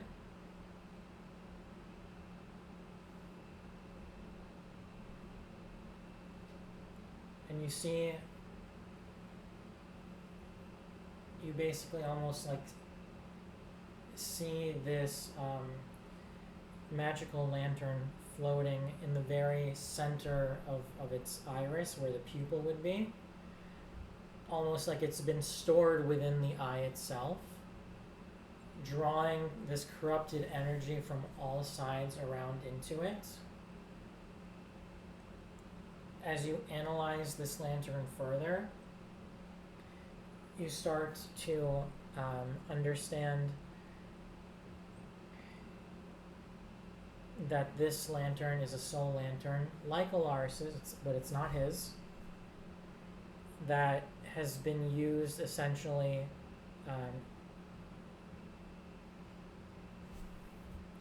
for the aboleth. And then it basically dawns on you that this tool that's basically used to transport and house souls was likely being used in order to suck up the souls of all of the rerouted sailors and of the dead, to basically feed the aboleth so that it could regenerate. So along with reclaiming its kind of magic through magical items, it's trying to reap the souls of the dead so that it could regenerate itself and just feed off of that. As Vale comes closer and closer to the lantern, there's something warm and familiar to her about it, but it feels like she almost feels like she herself is in pain the closer she gets to it. Do you guys say or do anything at this point as it's standing there in front of you? We're all hypnotized, right? Yeah. It hypnotized you in order to like bring you into this space. So we're not being controlled by No, you have the ability to, yeah. Okay. Do you remember the shells that Vale gave you? Mm-hmm. Essentially, they are around your neck, hanging on your chest. You look over at Bryn, and he seems to be completely out of it. Meanwhile, those of you who have those shells seem to be resistant to those effects, and it's only been able to bring you into this like vision, basically, of what you're seeing.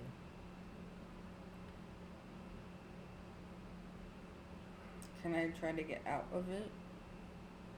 Out of this space, I guess? Or this vision? You can try. I guess it would be like another wisdom saving throw? Or what would it be, you think? I don't know. It wasn't check. I think a saving throw. Maybe you could do insight, maybe to see if what you're seeing is real. I don't know. I'm open to your thoughts. I'm curious. I mean, I don't know what it's trying to do, so I think it's up to you. Nature. Like, are we being drawn in by it? No, it's not really able to do that. No. Okay, so we're just being shown this vision of the lantern in the eye, like that. Yeah, maybe vision is like the wrong word for it. Maybe that's like throwing you guys. Because it's not like it's not there. It's just that you have a limited ability. You're in kind of like a dreamlike space, or like similar to like how you were in like the mindscape. Oh, okay. Yes. Where it's like you can physically act within it, but this is like a little bubble of reality that exists separate from, like, let's say the real. So I need to shake it. So it would be a saving throw. Okay, so try that.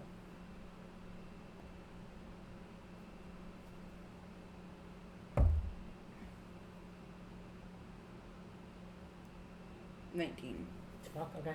So with that, let's say plus the shell that she gave you. I had the bag shells. Okay, cool. So we can help you out then. So sprinkle it like a flower girl. The fuck away from me. Just tossing them at Bryn. Yeah. So with that, basically, you're able to kind of like snap out of it, and you find yourself standing on the outside of, let's say, a giant bubble, and the bubble itself is like just like a little bit wavy, like iridescent, like literally a bubble, and everyone else is inside there. And so at that point, you're on the outside of it, and you're able to kind of like see them. It's a little bit hazy inside, but you're able to see them, and what you're seeing is them standing around and gazing into this eyeball, and even you do still see the lantern, which makes you feel like, no, it's a physical thing that's really there. Now, when I came out of this state, did I fall like backwards out of this bubble, or did I snap out of it? Yeah, you more or less just like became more alert and opened your eyes and found yourself on the Can outside. I lean in and like with my hand without completely going in there? Can I like rip Alaris? They would be out of reach, yeah, if you were to do it.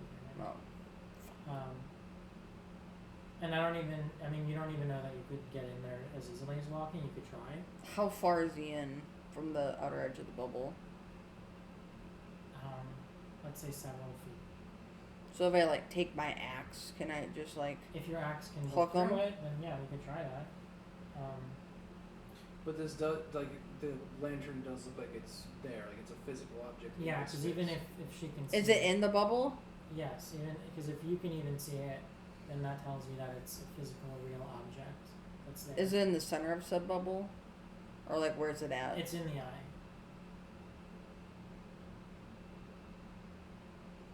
How far is the lantern in the bubble? It's in well, I know it's in the fucking it's in eye, the but I'm iris. trying. Or pupil.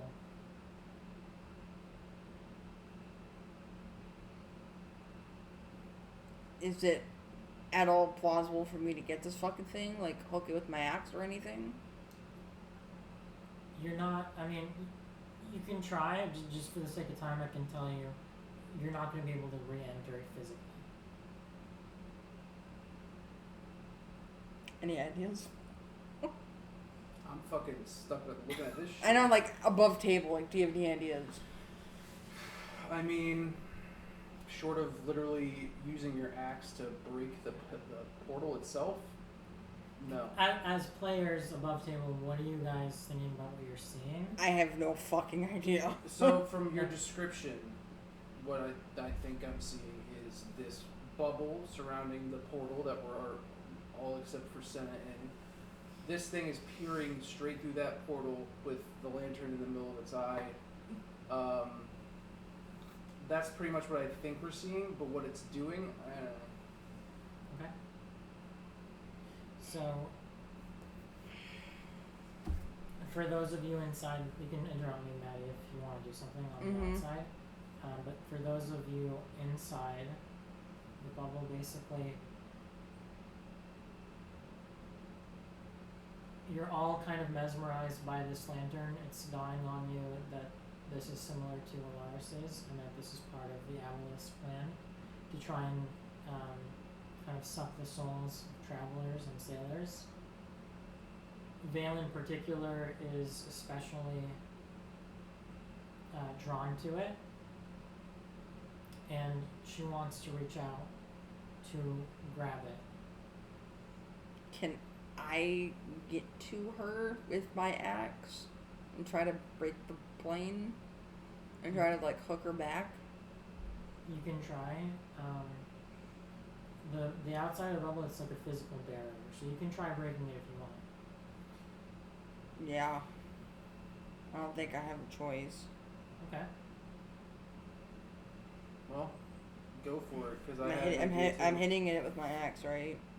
Any way you want, you can try and do whatever you want. I guess I swing at it with my axe. Swings at a bubble. I swing at a bubble.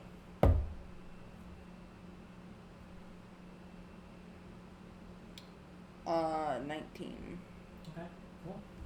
So you wind your axe back and you start to just swing and hammer away at it, trying to chip. Now with a 19, you're able to basically like scratch the surface to where the edge of your blade is like digging into it a little bit, to where some of that, some of the interior light of this little drain bubble is kind of like bleeding out, almost to where it's like floating out of the water and across your face, to where it's like almost re-hypnotizing you for a moment, but it's not enough to actually do anything. And as you pull your axe out, are you saying anything, doing anything to try and get their attention with that little scar that you opened up? So I'll just scream, Veil, stop. Oh, I was just gonna say, if you're doing that while you're hitting it, I was gonna try and move to grab Veil and pull her back from reaching. Okay. Above table, why? Her. Well, she's grabbing it. Yeah, why do you not want her to grab it? Because we have no idea what this is and why she's attracted to it. If it's gonna kill her, if it's not. Okay. Well, and my, last thing I knew, if you touch shit like that, typically you go bye-bye, so. Okay. So let's say with that, both of you combined, if that's what you want to do, you're able to grab her attention and stop her from just about grabbing onto it, and just stop her. What do you do or say at that point? Above table, I think you should hit it again. If it cracked, it could be opened. Okay, I hit it again. Okay, roll again. 21. What? What? Okay. What did you roll? 15 plus 6. Oh, alright. Okay. Wait, are we rolling the hit? Yeah, that's what I was doing. The spot that it cracked at. Okay, Yeah. so then at that, okay, fine. That's what I thought we were doing. So then roll for damage then. Both times? We can do the second time.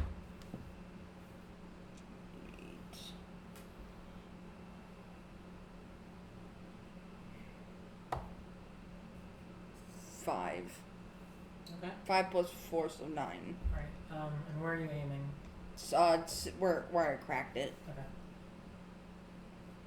You bring your axe down again, and that basically further opens in like a rippling pattern, like a shattering spiderweb almost. Just starts to have the bubbles start to crack in finer and finer, kind of like spiderweb looking lines growing out from the source, as kind of pieces shed like crystals from that initial center point where you were hammering away out of it. At this point, it's still, the crack is maybe, I would say, smaller than Senna's fist. Like the hole that's been opened. Inside that bubble, can we see the damage she's doing? It's a good question. I would say that you are not fully aware of it. She hasn't fully gotten your attention yet, because your attention is still kind of hazy.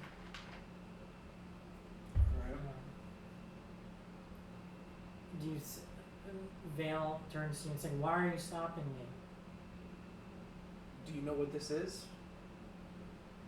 It feels familiar and warm. I feel like I have to do this. Why?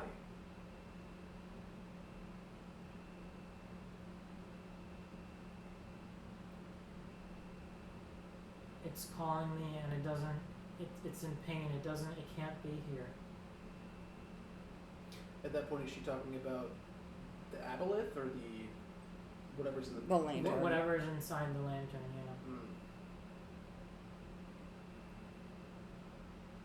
So since can she hear me from the outside? You can try. Maybe you would have to do I don't know, performance or something to.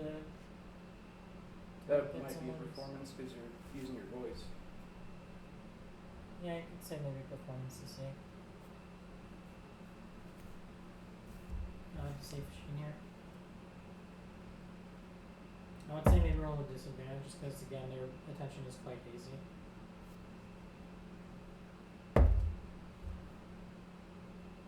Damn it. Rolled a fucking nat 20 and a 12. Roll a nat 20 and a 12? Yeah, nat 20 and then the second one. So 12, so 14. With this 14. The party hears a muffled version of what you're saying. Is there something specifically that you're I just want to start fucking screaming. There's no specific information? No, just start screaming. Okay, so they hear some guttural, senna-coded screams. But no particular words that come through because you're not saying anything. So I'll turn to Vale and say, what do you think is going to happen when you touch that?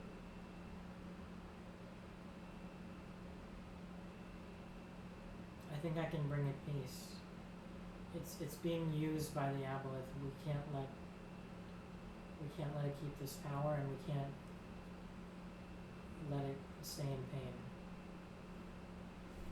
Well, what if this is the Aboleth's way of taking you? It's already taken me. This is our one chance to be free. We came here for a reason. I have to try. So at that point, I'll just... Can I try to hit the bubble? Huh? I want to hit the bubble again. Okay. So, yeah, go for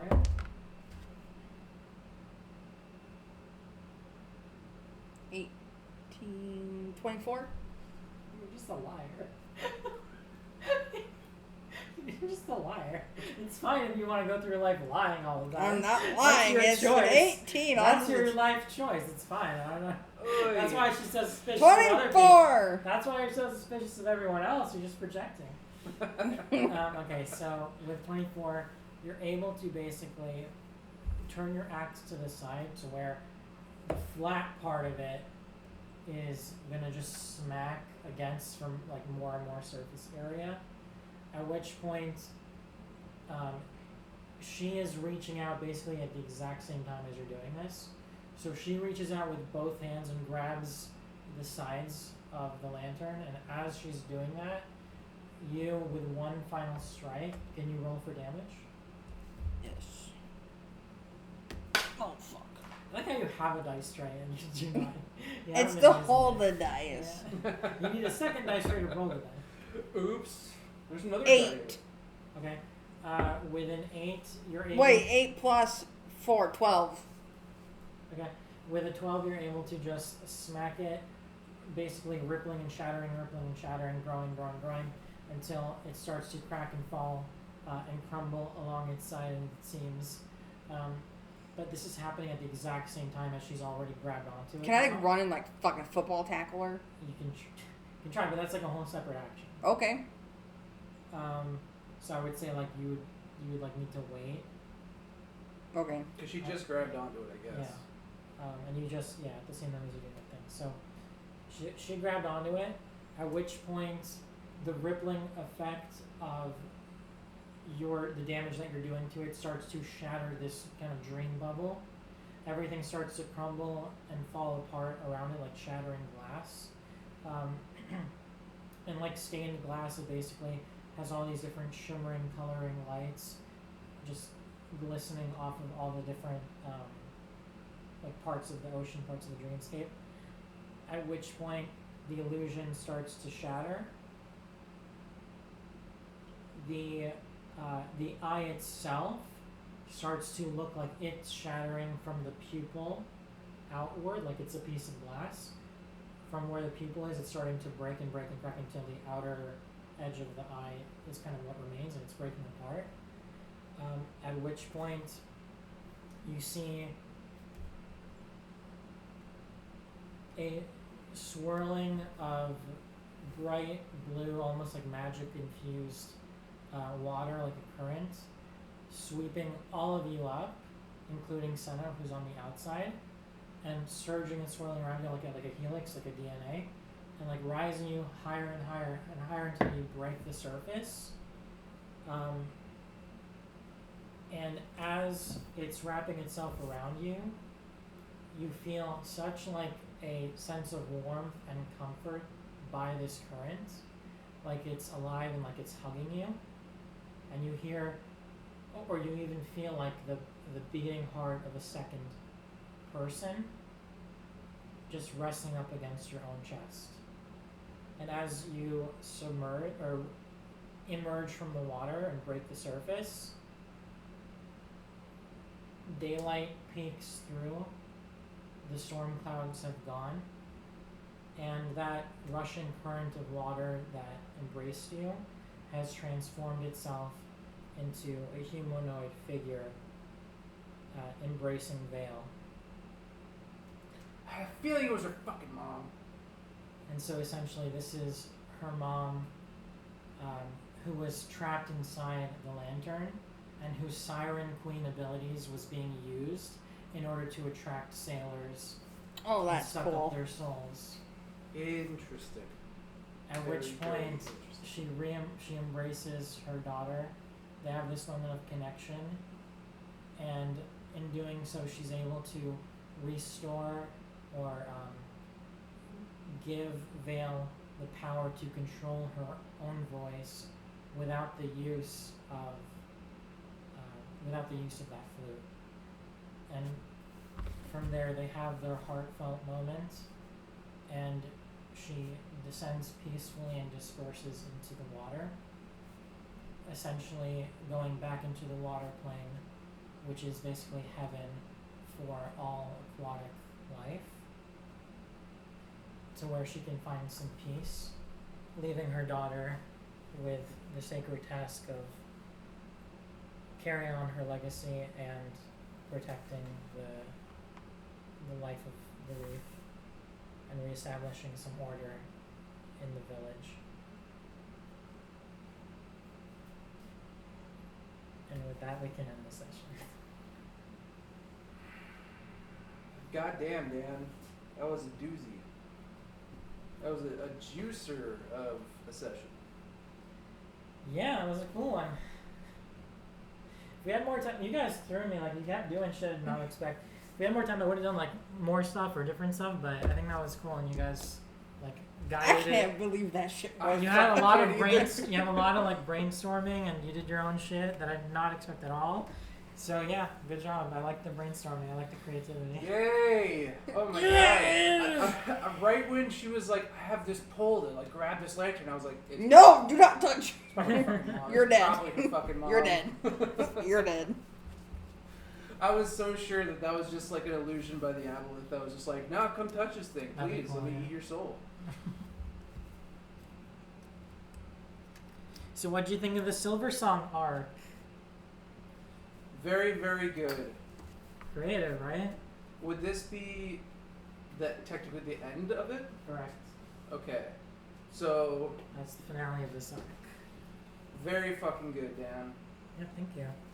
I can tell that you took a lot of Liberty. not liber- no. Like you really took from like what you did in chapter 1 and just kind of like, or season was session 1, whatever the fuck, and like built on it and made your storytelling a lot more crisp. Yeah, sweet. I appreciate that. It's like at a certain point, like a lot of the first one was like, okay, I have a lot of things to set up, but it also needs to be a little contained story. So there was just like a lot to do with the first season, and then this one I was like, can we keep it shorter but fun, but still creative and still kind of like weird? And I think the main thing what I'm noticing with me is like the way I tend to start little story arcs is like I have an idea for a cool character. So for this one it was Vale. So it was like she's really fucking cool. The way I think the way it first started, I had the idea of like a sea creature that was like the top half of a person, the bottom half was like a jellyfish or something. Oh, Just because I thought of a jellyfish, like it kind of looks like a dress, you know what I mean? But I couldn't make it work. that's fair. So I was like, how can we? And then I was like, I don't want to do like a mermaid because that feels like, Cliche. yeah. Corey, And I was like, what if I make it so she was like a hybrid between a really fucked up animal and something else? But like, yeah. no, it was good. Honestly, Vale was probably one of my favorite characters of that entire I had, season or whatever. yeah, I had trouble like in her personality. I wanted her to be more fun, but then I couldn't figure out. I couldn't really do it. Yeah, it's kind of hard to. I can see how that'd be hard to do that because she's like a very complex character in terms of just the story. Yeah, I wanted it telling. to make a little bit more like a smart mouth. Yeah. And I think if I had more, this is the problem too that I'm noticing where it's like I wanted to keep it short, But if we did this arc longer, I would have had more time to figure out her personality and do a better job of like communicating that to you. Because it feels like I kind of wanted her to be a little bit more like tough, you know what I mean? Yeah, I had a feeling but I couldn't really get there. Yeah. Especially with like the bard thing, I wanted to do like some vicious mockery. I feel like that would be fun, but I didn't really have like I felt like I didn't quite have the time. It was still really fucking good. Good job. I'm glad you guys liked it. So what'd you think of our plan? Did you think we're able to get that antidote? Yeah. I'd love to hear that. Well, it's funny because like there are some things where I really don't plan for, whereas like in my brain I was like, oh, Britain's gonna die and that's okay. I was thinking like, oh yeah. Sorry. I was thinking like the reason I wanted to save Bryn was just in case we need like. I didn't think you guys were gonna save Bryn. In my head he was dying. He was dead. Yeah. I was fine with it. I wanted the village to be destroyed and I wanted him to be dead. And I thought he was gonna die literally from before the first session. I wanted him dead. Okay. So I didn't think you guys would care to save him as much as you did. So amazing job doing that. Honestly. Thank you. Yeah, I was surprised how much thought you guys put in to like, oh, we want to do this right, but we want to take some risks, and we're going to be creative. Like, you guys really fucking, I think did an amazing job. Because one thing I will say that like, going into it, I was like, I want to give them little pieces to where they can do stuff and be creative. Or I was like, can I give them items? Can I give them like this, that? Like, I wanted you guys to be able to do shit. So that you're not just relying on like your cantrips or something. Yeah. And so yeah, this session you guys did amazing with that. I was so happy about that. I was really like trying to think of like some like the way we saved Bryn and took the antidote and all that shit. I was trying to think of like how would like Jack Sparrow somehow manage to make this work in his favor. Like, just the most complex fucking thing ever for no reason.